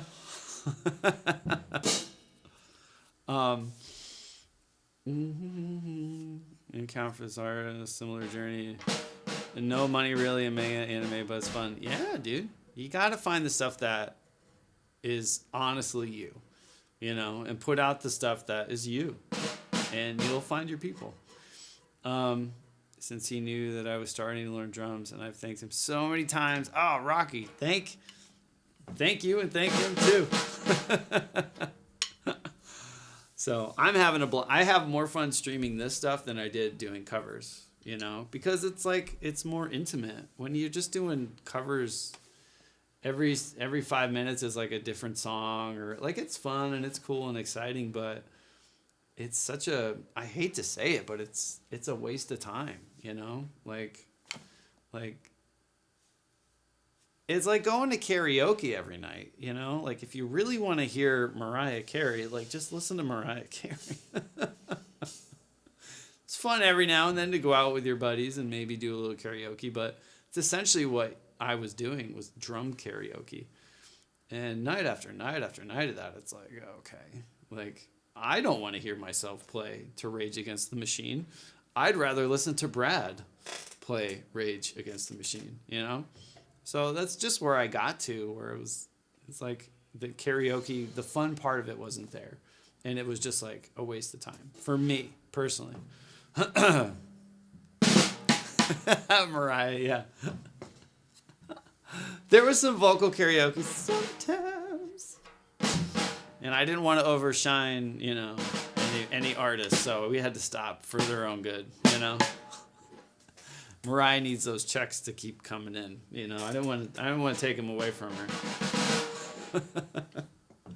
All right, we haven't done this in a bit, so it'll be interesting.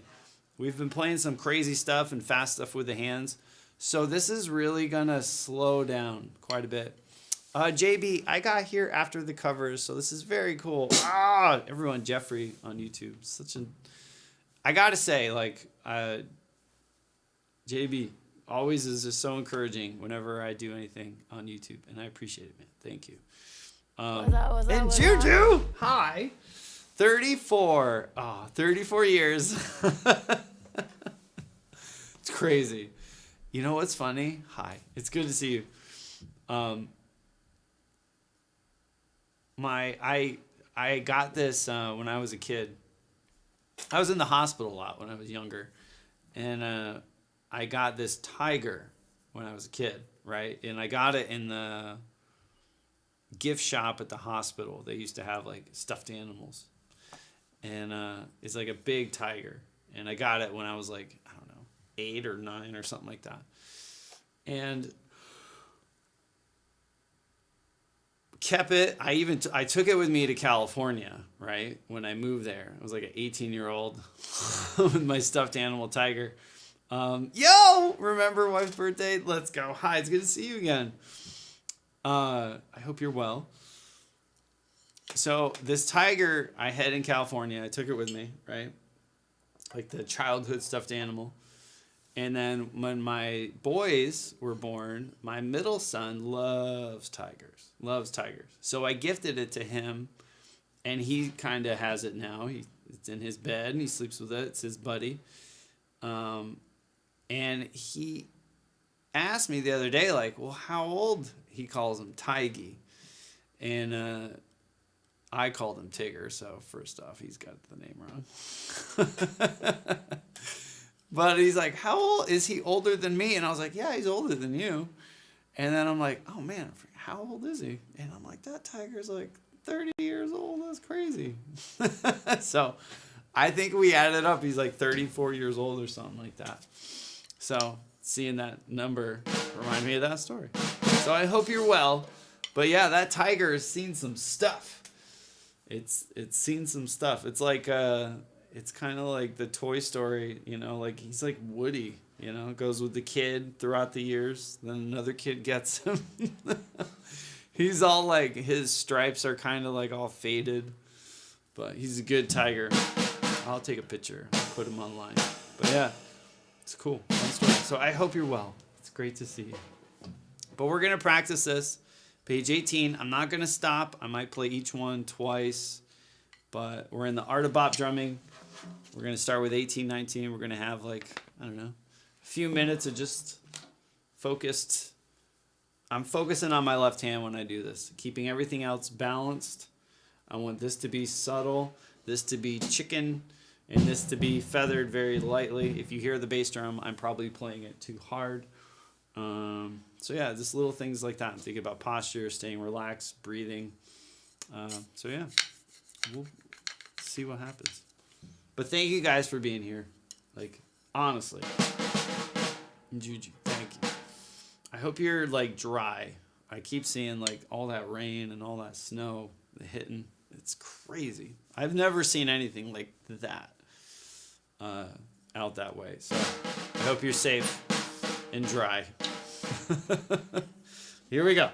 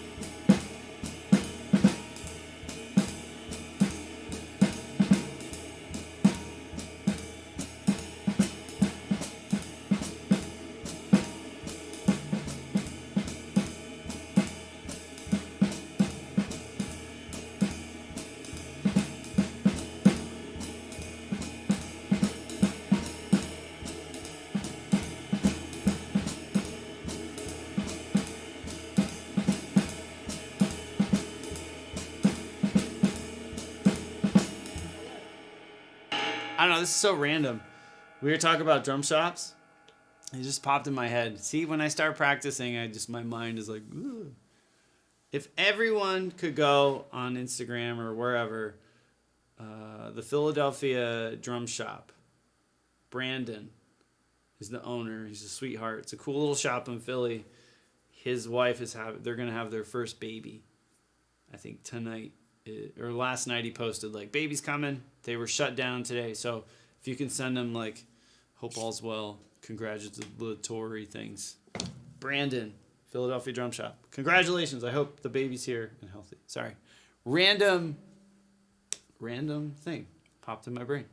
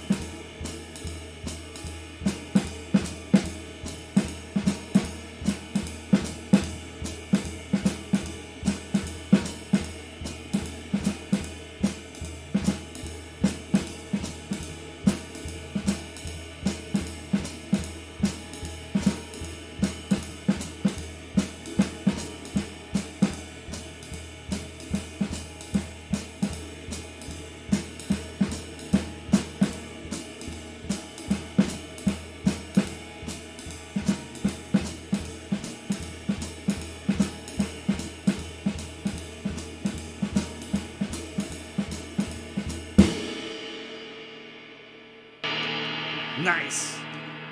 Good little, like, hey, remember this? Some of those are tricky, right? To make it feel good. I know it's not a lot of notes, and the craziness isn't wow factor 11D, but to make simple little rhythms like that feel smooth and natural, it's hard. So now we're gonna do the same kind of thing, but bring in some 16th notes. So congratulations. Yeah, did the baby come? I don't know if the baby's here yet, but I'm gonna put the sizzle over there. Last I looked, I don't think the baby was here. Have a little sip. A little sip of the coffee. Anyone else having coffee right now? If you are, nice. I hope you have a donut close by, or a Danish. Some sort of breakfast cheese Danish with the icing on there. You know what I'm saying? You know what I'm saying? Or some meats, some breakfast meats would be good. Some eggs. Hope you got all the goods. Alchemist, hi. Good job. I like it. I am jamming with you. Oh, nice. Yeah, I'm going to keep doing. We're going to do 22. Page 22, 23 out of The Art of Bop Drumming, if you're following along.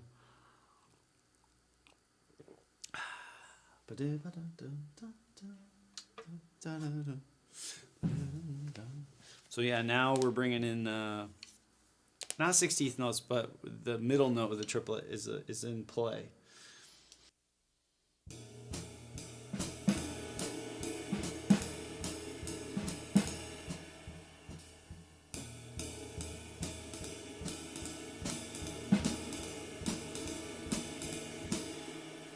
I want it open.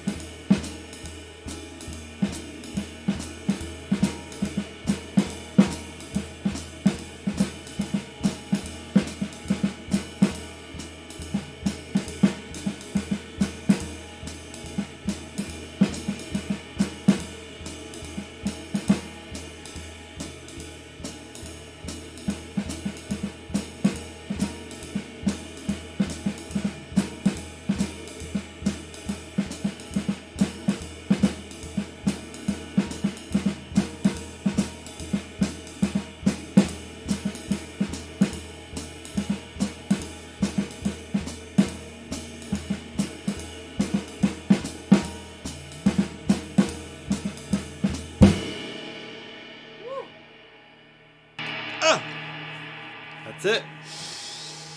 That's that page. Reprices. Yeah, pricing out a book. So perfecting is the thing he's playing. Yeah, trying to get better. I mean, if you don't know what you're listening for, they all probably sound the same. Right? It's like wine tasting. If you don't know about wine, all wine tastes the same.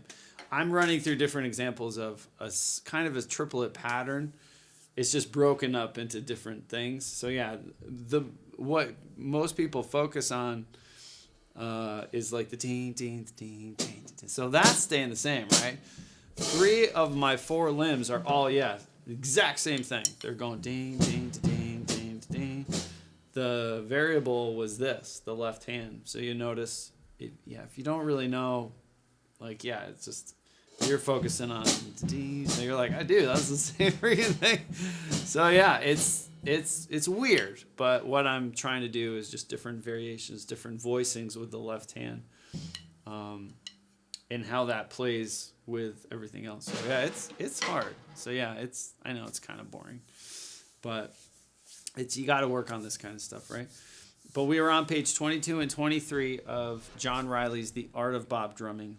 And we're going to move on to now the kick drum is going to change it up. So now the kick and snare are going to be talking. So these will stay the same, the ride and the hi-hat, but so we'll get some different voicings now between the two, the low and the high. They'll start talking to each other, calling responses or just having a conversation. But Crazy Even artist is telling us, oh, dude, Robo, yeah. This is what's crazy is, I mean, I've been playing for a long time, and every player, it depends on what you get into, but I'm like a rock pop cat. That's where I came from. So jazz to me has always been scary. It's all hell. It's crazy. So learning the independence for jazz, that's what we're working on, and it's hard. It's even the best players in the world won't even touch it. So it's humbling, right? It's like becoming a brand new player again when you do something like this, but we're getting there. We're getting there. East, have a good trip. Ooh, I'm getting some gurglies, right? My donut's not holding. That's what your mom said. A donut's not gonna hold you over. Leave it alone, Mom. I'll do what I want. I want to eat my donuts. I had a donut. I had an Entenmann's powdered donut. I had a couple of them. They're apparently going through me quick.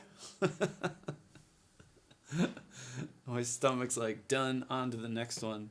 Done, on to the next one. And no good high. I see the stream tile cleaning up diddles, and I'm thinking maybe your dog had an... I hope not. I was going to clean up some diddles today, but you know what?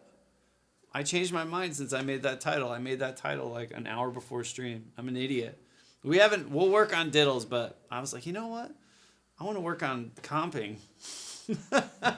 We kind of worked on diddles a little bit in Carter's book, but yeah, the title is a lie, guys.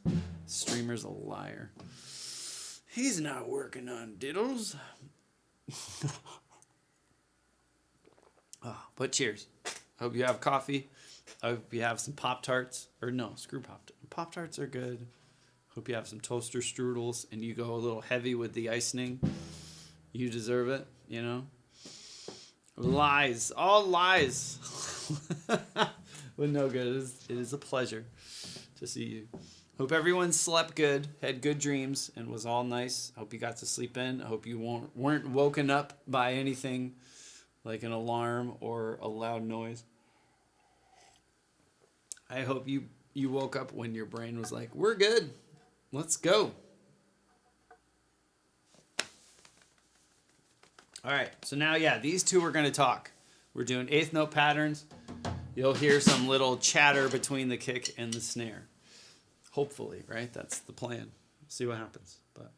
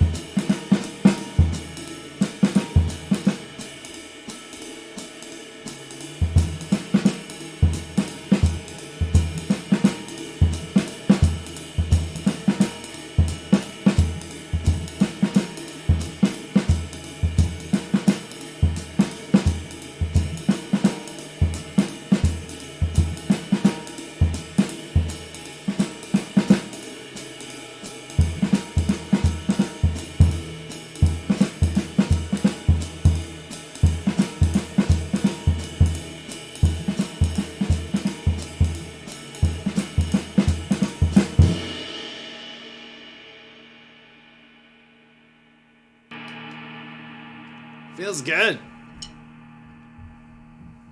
Feels really good. It's funny, we haven't done these in, I don't know, like a week or maybe like 2-3 weeks. And I think from doing all those diddle things with the triplets, I'm using a lot more of like tap, tap, tap, like rotating wrist, you know? Like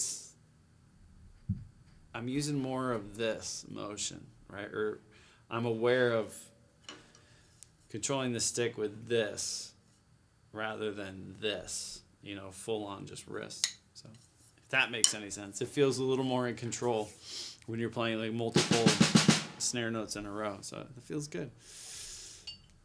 Straight groove and dark. Dip bop boop boo. When are we learning country like we have learned when like we have the jazz? I don't know. Probably never. I don't know. Country is rock and roll. Country's I mean, if you're coming to the world of like modern country is what rock and roll was in like the 70s and 90s. That's basically country music nowadays. Drumming wise, it's the same kind of thing. Big fills, big beats, big backbeats, big crashes, big boomy rock guitars, solos. They just put a fiddle in there and some steel and some lap steel. That's country music. So country music is rock, modern country. If you're talking old school country, it's train beat stuff, 100%. But it's funny, a lot of people that are getting into rock, or if rock is still alive, it's basically country music. Cumin High. Strawberry Jam, country folk. Is that a song? I don't know. Or is that a band? Cumin, hello. All right, it's getting a little more tricky, a little more notes. Ooh. Stretchy stretch. Oh, I feel good. I'm waking up. Rock music with it's true though. I mean, all the country players now are great rock and roll players. I mean, that's what's making them. It's what's so neat, you know. All the what country music now is like all the people that are like my age or a little older now. Like the rock is too hard for them, so too heavy. So like country is like, all right, it's kind of chill, you know. And they can still understand the lyrics. That's what modern country music is, guys. That's all it is. Producers know it. Country labels and artists know it. They're like, yeah, as long as they can hear the words, we'll rock it up a little bit, make it a little more edgy. So the cowboys are like, yeah, I'm playing something rocking, you know. But yeah, country music is basically rock and roll. Sadly. But I enjoy the old school country 100%. You know, that's more my jam.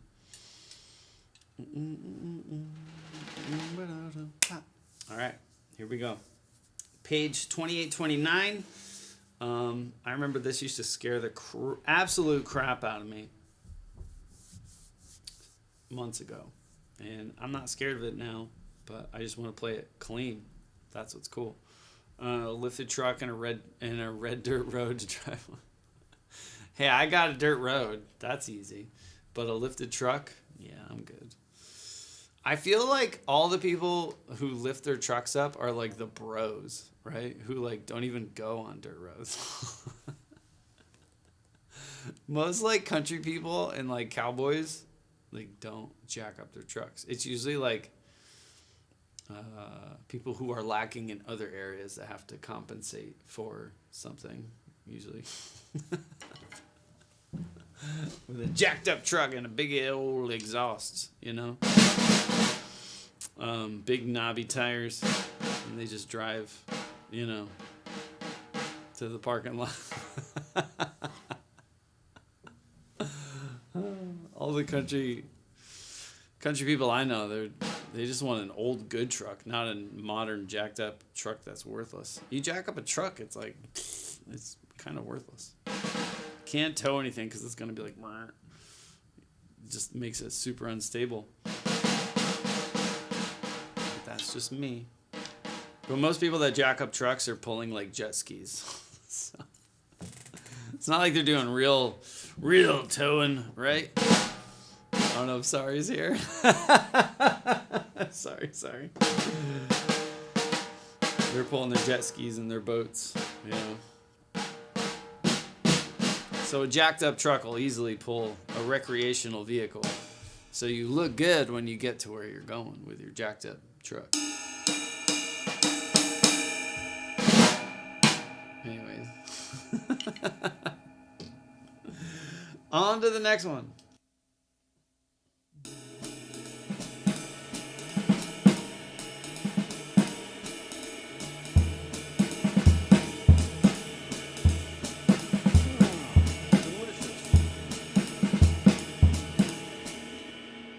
Stop and say hi quick. Hi, Danny. We just started. Hello. How was your stream? Hi, guys. Da-da-da-da.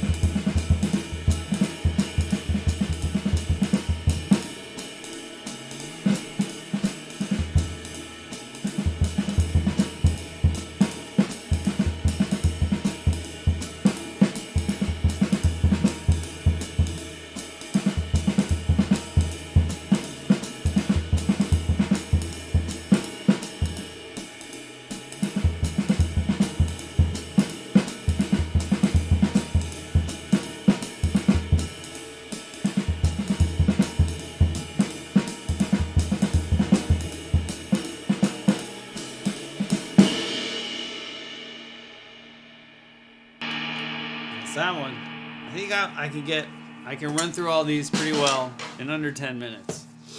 Whew. Oh, just call me Z. Hi. Hello.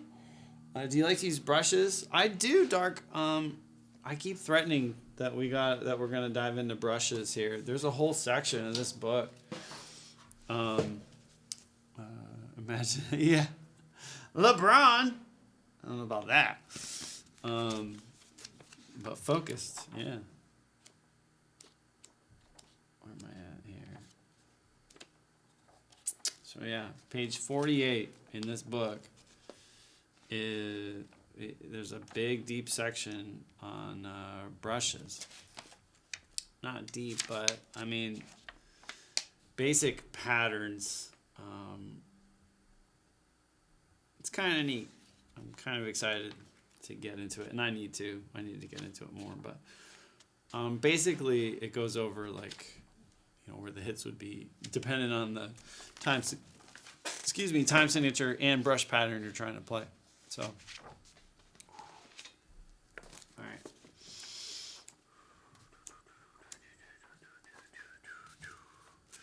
We're gonna try this, because I'm just curious. These are 1-bar phrases around the kit, like little mini solos. I'm just gonna try a couple things. Just kind of move around the kit. We're working our way over to syncopation, and we'll continue with the diddles and the triplets and the things and all the stuff. But until we get I gotta remember to spend time equally spread out the workout, right? Because it's like if you just work on arms all the time, your legs will suffer, right? Or your core. So it's like you gotta remember when you're doing this stuff, it's okay to deep dive into one area of it, but you gotta keep up with everything else, or else you'll go backwards. So that's what we're trying right now, just to stay with some of the old things that we've worked on, and coming back to them, I noticed they feel pretty good. Oh, Dark, thank you, man. I want you guys to feel like you're here, in the room, hanging out, or if you're practicing. I don't want it to look or sound like crap. I want you to feel like you're here, So you're hearing what it sounds like. And hopefully you can see an angle if you have questions, or that's the whole point, right? Man, it's crispy. Here we go.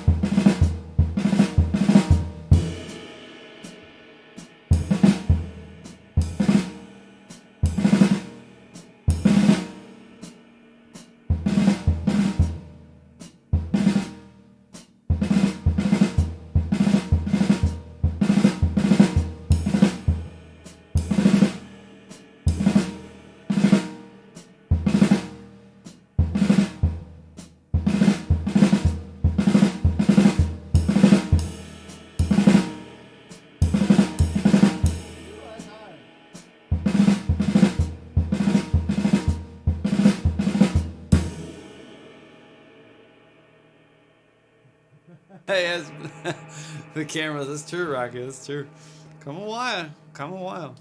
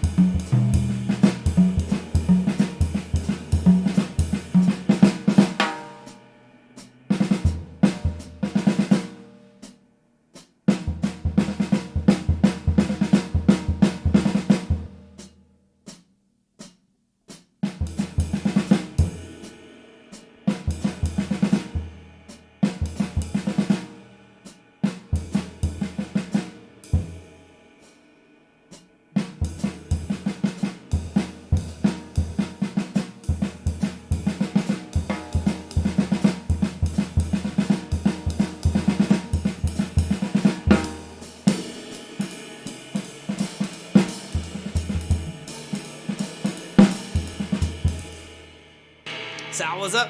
Hello, hello, hello.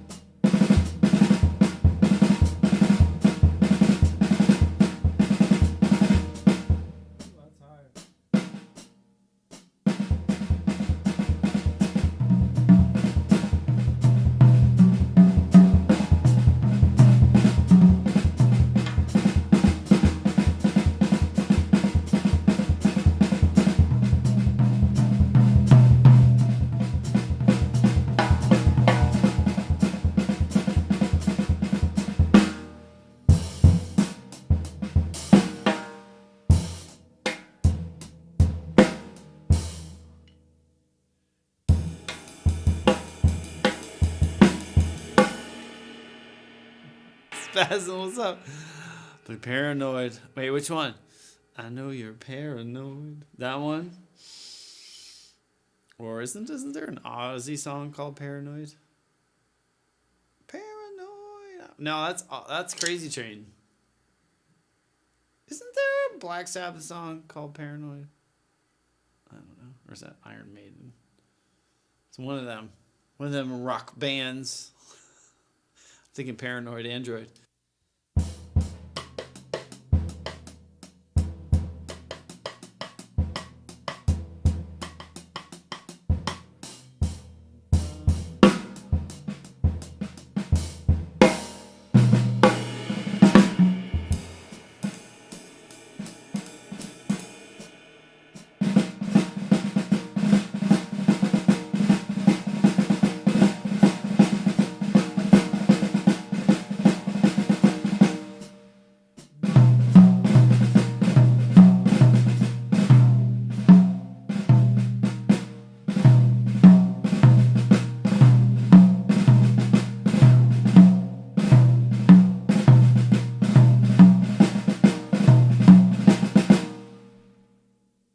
That's a cool one.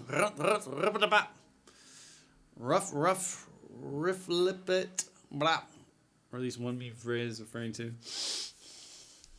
There's a meme. See, I don't know. I don't know memes. I'm not cool, guys. I don't know. I don't know the cool things. Over my head, right?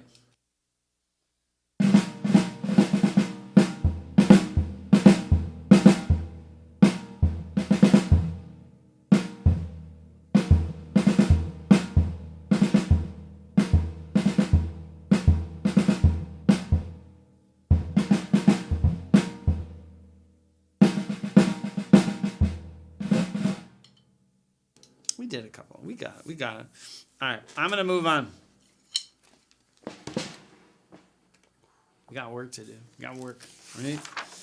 I felt good though to come back to that. It's been a while. Sorry, John. We got to move on. Diddles. Now's the title is correct. See, I knew what I was doing. Guys. I knew. Foreshadowing. Pew, pew, pew, pew, pew. There it is. But we're going to go to... We're going right to the end. Hold on, where are we at here? Page 58. We're going right to 58. 36 bar solo-ish, right? Oh, man. We started this yesterday. And I could do it, but it's sloppy. But we're going to run through it just as singles, as accents, and then maybe flams, and then we'll worry about it as we'll diddle the non-accent notes. Stick tricks. Ollie, what's up? Hi. How are you? Yeah. I'm sure there's a stick tricks book. I think there is, actually. Which is kind of weird. How would you read a stick trick book? It's like first, flip the stick. Next, flip the stick twice. And you're like, yeah, it's the best book ever. Thought about ordering King's Coast to do a test tasting and then noticed how much it'd be to order to Finland. Really, Rocky? Yeah. I wish you could try it. Do you have, and they'll be the first to tell you, the thing about King's Coast is they were, excuse me, the first roast to order place, meaning like if you ordered a thing of coffee, they would, like if you ordered it on a Wednesday, the next day they roast it in the morning and would ship it that day. So you'd get it, usually coffee within a week. After a week, it goes stale. So if you like coffee, like if you have a local roaster and you know you're getting like the coffee within a week of it being roasted, that's the whole point of it. It's like they make, obviously it's great coffee, but they were like the first like actual roast to order. So it was nice in the US because you get it basically within a day or two. I get it the next day after they ship it because I'm close to Long Island. But if you have like a coffee roaster, Finland's got some amazing stuff. Food-wise. Like I've seen a couple of, I like food shows. You guys have a cool like scene, I guess. They're a pretty hip scene.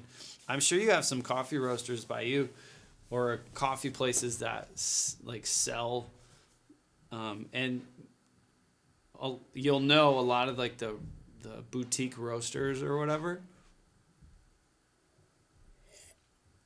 Excuse me, will have the date that it was roasted on the bag. It's something that you won't see with like Starbucks or Dunkin', you know? Because they don't want you to know when they roasted it. You're like, oh my God, this was roasted like 5 years ago. What the heck? But if you find some that are close to you, some roasters, you know, it's the same kind of thing, just like that really fresh. If you enjoy coffee, it's so good when the beans have just been roasted. It's like insane. Oh, I got you. Yeah. Yeah. No, I hear you. I feel like when I was drinking coffee in my younger years, I didn't care what it was. I was like, if it's coffee, I'll take it. Whatever. Like, I don't care if it's been in the pot for a week. Just whatever. You know? Pretty picky about yeah, no, I hear you, man. I don't put anything in my coffee either. I don't put milk or sugar. I used to, but coffee's coffee, yeah. No, if you enjoy it, it's like, you know, coffee's like that little treat yourself, right?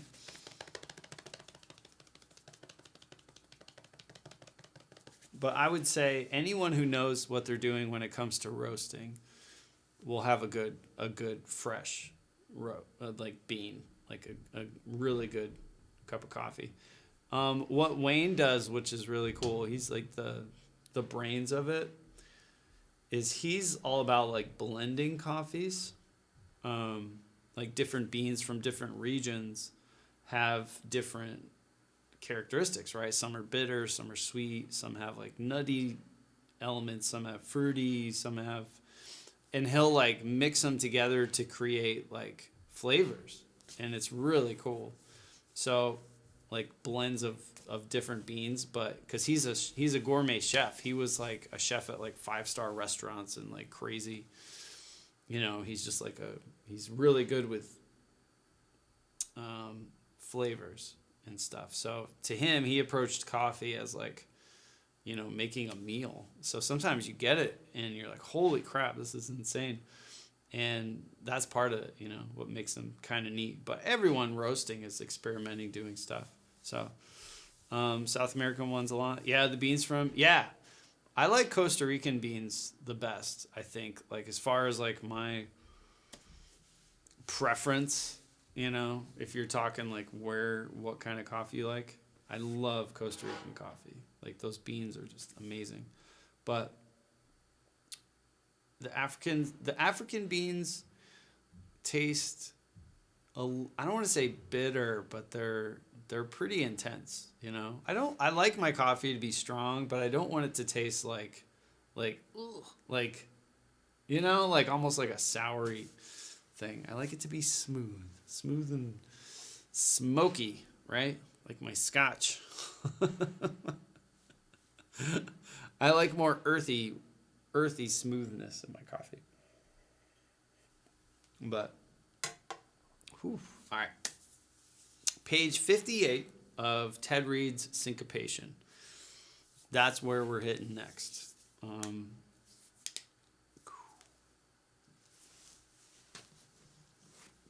not going to do it with a metronome, but I'll start with just the normal snare accents. So you guys will hear 4 on the floor, 2 and 4 on the hi-hat. Accents will be, I'll just pull the accents out. Maybe not rim shots, but, and then we'll move on to orchestrating them around the kit, maybe around the toms and cymbals. Then we'll bring in flams on the snare. Then we'll maybe bring flams into cymbals and toms, and then we'll do the diddles, right? Death metal when? Oh man, this is death metal, dude. Nothing says death metal than accent and triplets. You know what I'm saying? No, nothing says metal more than Ted Reed's Syncopation.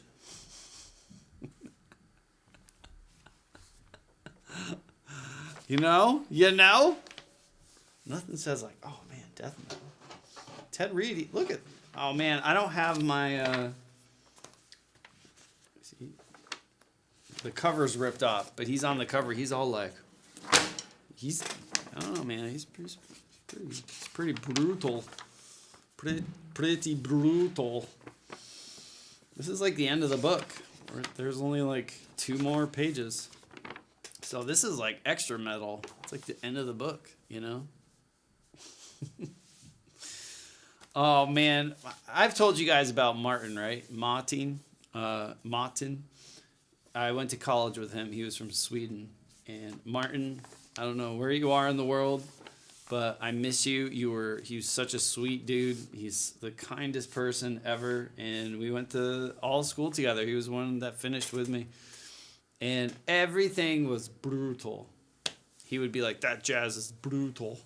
He was just way into the metal and craziness. Such a cool guy.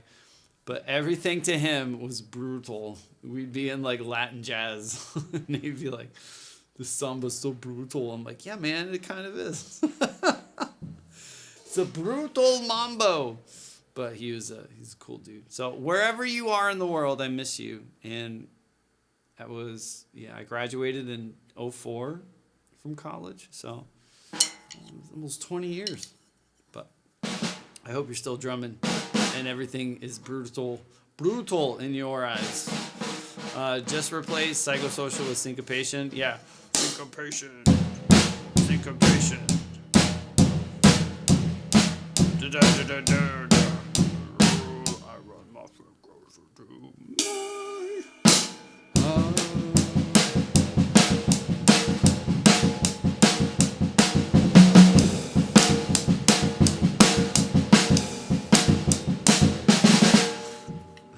I'm not gonna make it.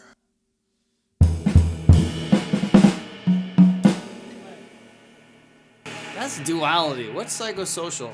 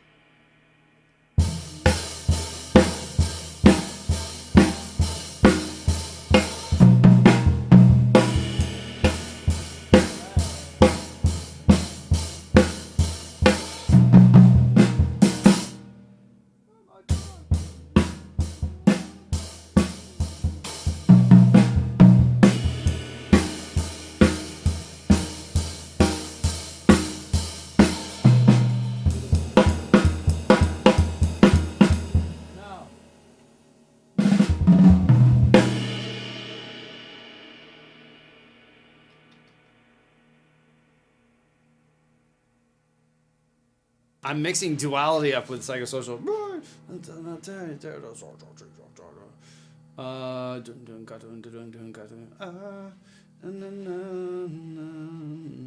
That's duality, right? So how's the chorus go to psychosocial? Psychosocial. I did more time and honest.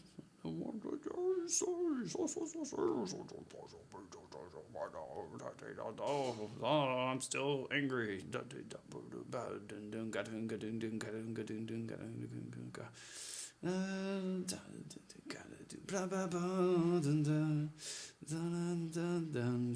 That's duality, though, right? I'm not good.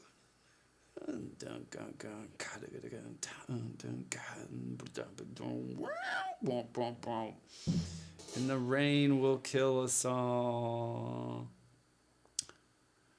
And the rain will kill us all.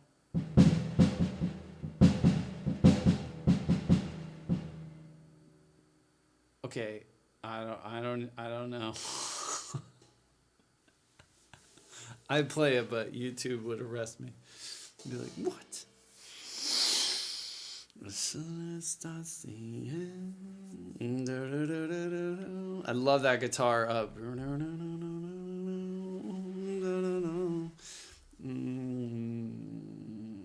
Are those the words? Doesn't know. Like, I'm listening to the words on a Slipknot song. I'm a drummer. You ask any drummer to sing along to a Slipknot song, they'd be like, yeah, no one's listening to this. Sorry, Corey, you're amazing, but like if you ask a drummer how Slipknot lyrics go, depends.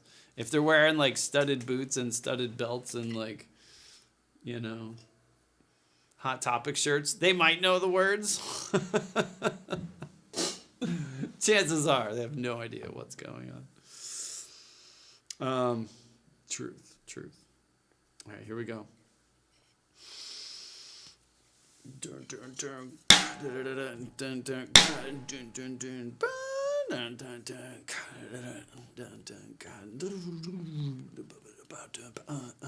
That's duality.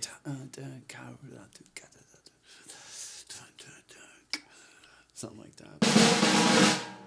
It's all the same. It's all the same, right? It's all ones and zeros. All right. Ted Reed, Syncopation, page 58, from the top. Nice and easy.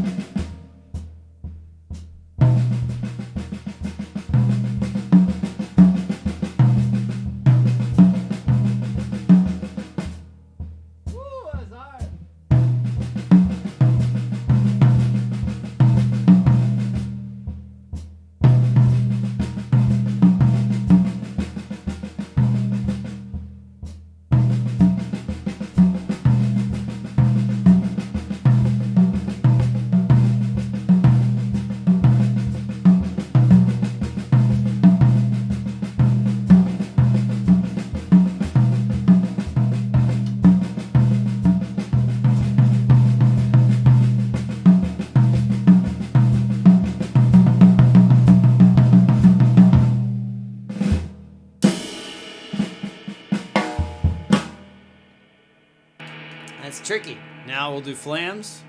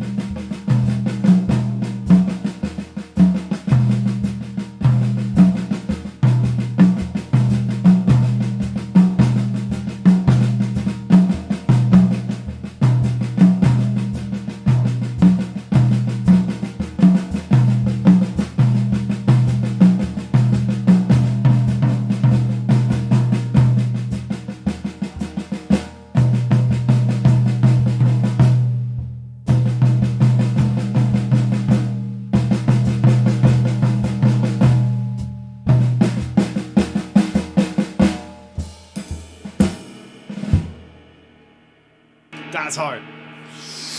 That's flams. All right, now let's go into the part we've been working towards all day. Diddling our diddles.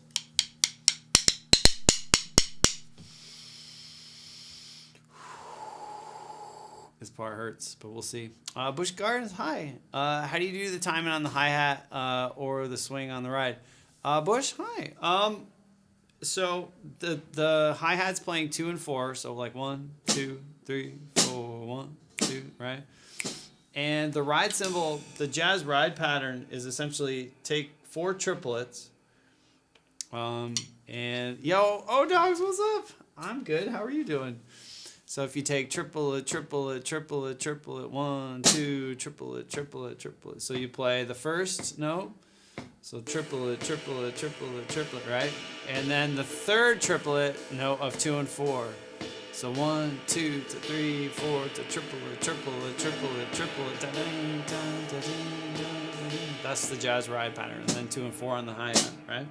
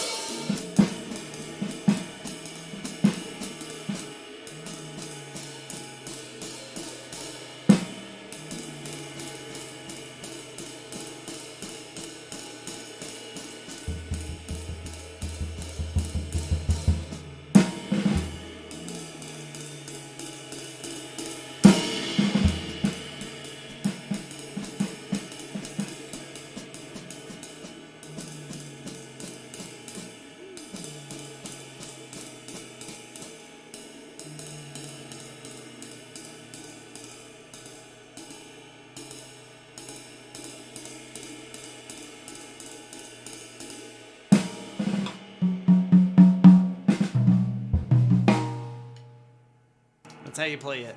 Sloppily. Oh. Here's when you realize you're also streaming on YouTube. Yeah.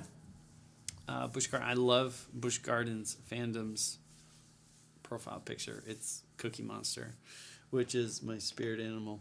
Cookie Monster, Oscar the Grouch, Grover are the best. They're the best. The best Muppets. I know you'd be like, don't you like Animal's cool, but he's a little annoying to me. Animal's a little over the top. Favorite Muppets are the Sesame Street Muppets. I don't know if I have a favorite. The two old guys, Standoff and Orloff or whatever their names are. They're pretty awesome. Beaker's pretty cool. But yeah, my favorite of all time is probably Grover. I think Grover is pretty awesome. Oscar's relatable. And Cookie Monster's relatable too. You're like, yeah, man, just me want cookies. Just eat them, you know? Just do it.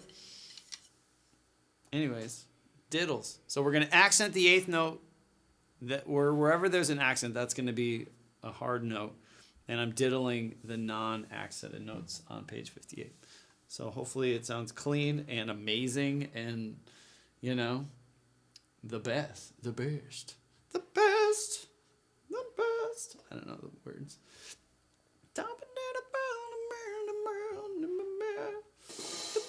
Can you play Cowboys from Hurl?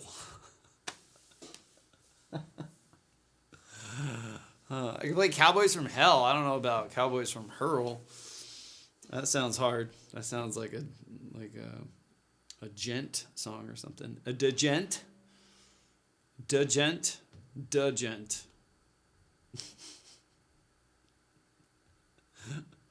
Here we go.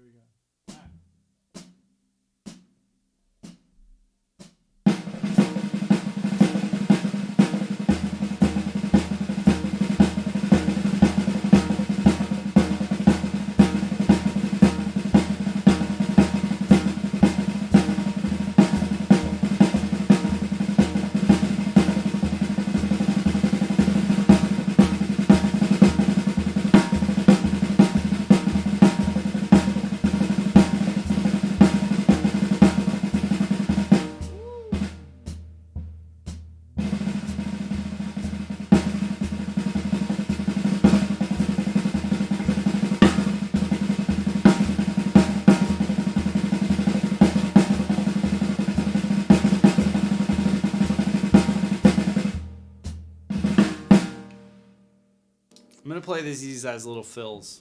Okay, so you're going to hear all kinds of weirdness. I'm not going to play them down. But hopefully you'll hear some cleaning up as we go along.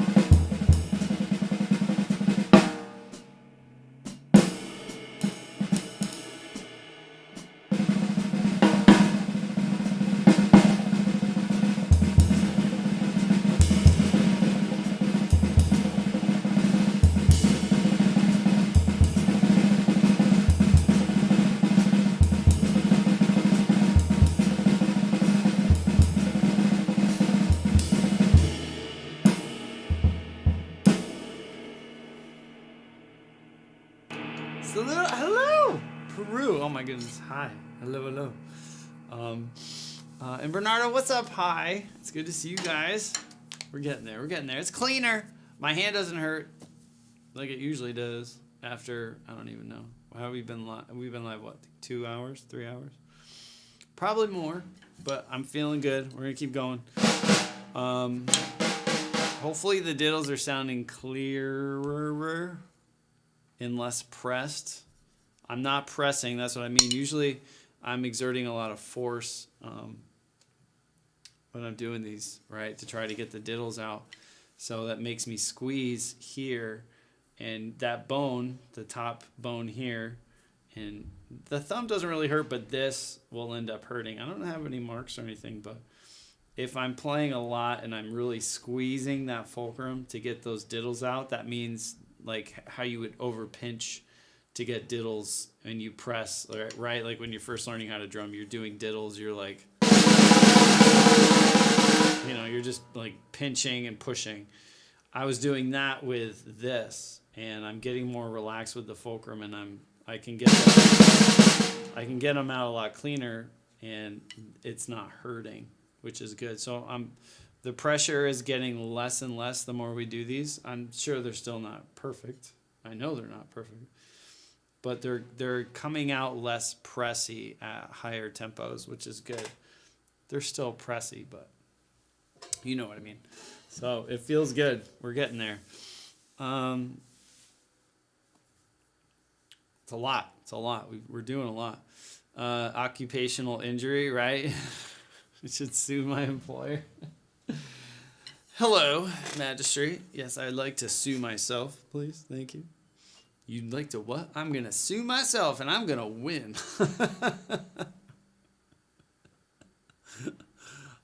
I'm sure someone has done that, right? Like sued themselves.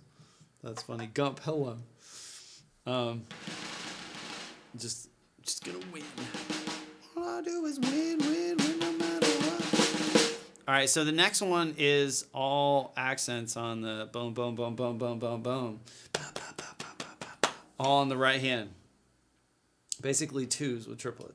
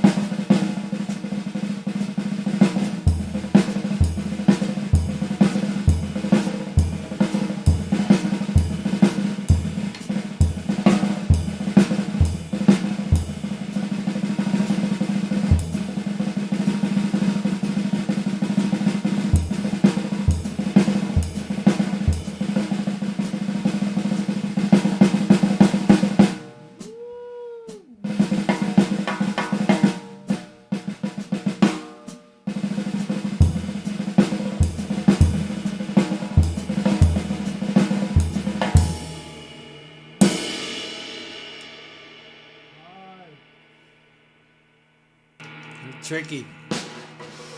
Woo. Undertaker, let's go. Let's go. Oh, I forgot to hit send. Today's a little bit nice, starting to pick up again. Yeah. It's that. The clocks go back tonight, guys. At least in the U.S. I don't know about the rest of the world, but we lose an hour of sleep today. So, one of those Royal Edinburgh military tattoo. Wait, what? Let's go. Oh, this is fun. I feel good. I feel like we're gonna. All right. So what do we still have to do? We still have to do like brushes. Diddles are getting better. Just tightening up hand speed, bringing in ideas, moving around the kit. We got a lot. I mean, we still have a lot to do, but I'm getting better at things that I was really weak at. That's the thing. I'm just trying to hit weak links. When I find a weak link, I'm like, there's one. Let's focus in on it. And diddles with 16th notes and triplets were a real issue a couple weeks ago. And it's night and day to where they were. I feel very confident with them as far as like where to hit and all that. We got to get back into Hertas and alternating 16th notes with accents in the triplets, like, right? Like that kind of stuff.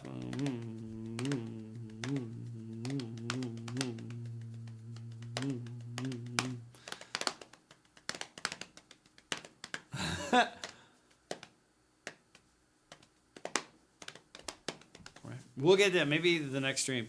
I don't know if we'll stream tomorrow. Like I said, we might go out of town. Weather, health permitting, we might have a family day. I'll 100% be, I'm sure, here Monday, Tuesday, and Wednesday because we're going to get snow. So I have a feeling we'll be snowed in. But you might see me tomorrow morning. You might not. You might see me tomorrow night. You might not. I don't know. It all depends. Playing drums. Oh, that's cool. Yeah, no, I haven't seen those. Interesting. Massive European thing. Watched a lot of them on YouTube. Yeah. I've never seen that. That's really cool. I'll have to check it out. What's it called? Royal Edinburgh military tattoo? See, I just think of tattoo. tattoo. But everyone, thank you for hanging. I love you. Thank you for the talks. We had great talks today. Great topics to talk about. Great questions. I'm going to go eat some lunch because, like I said, all I've had today was donuts and coffee.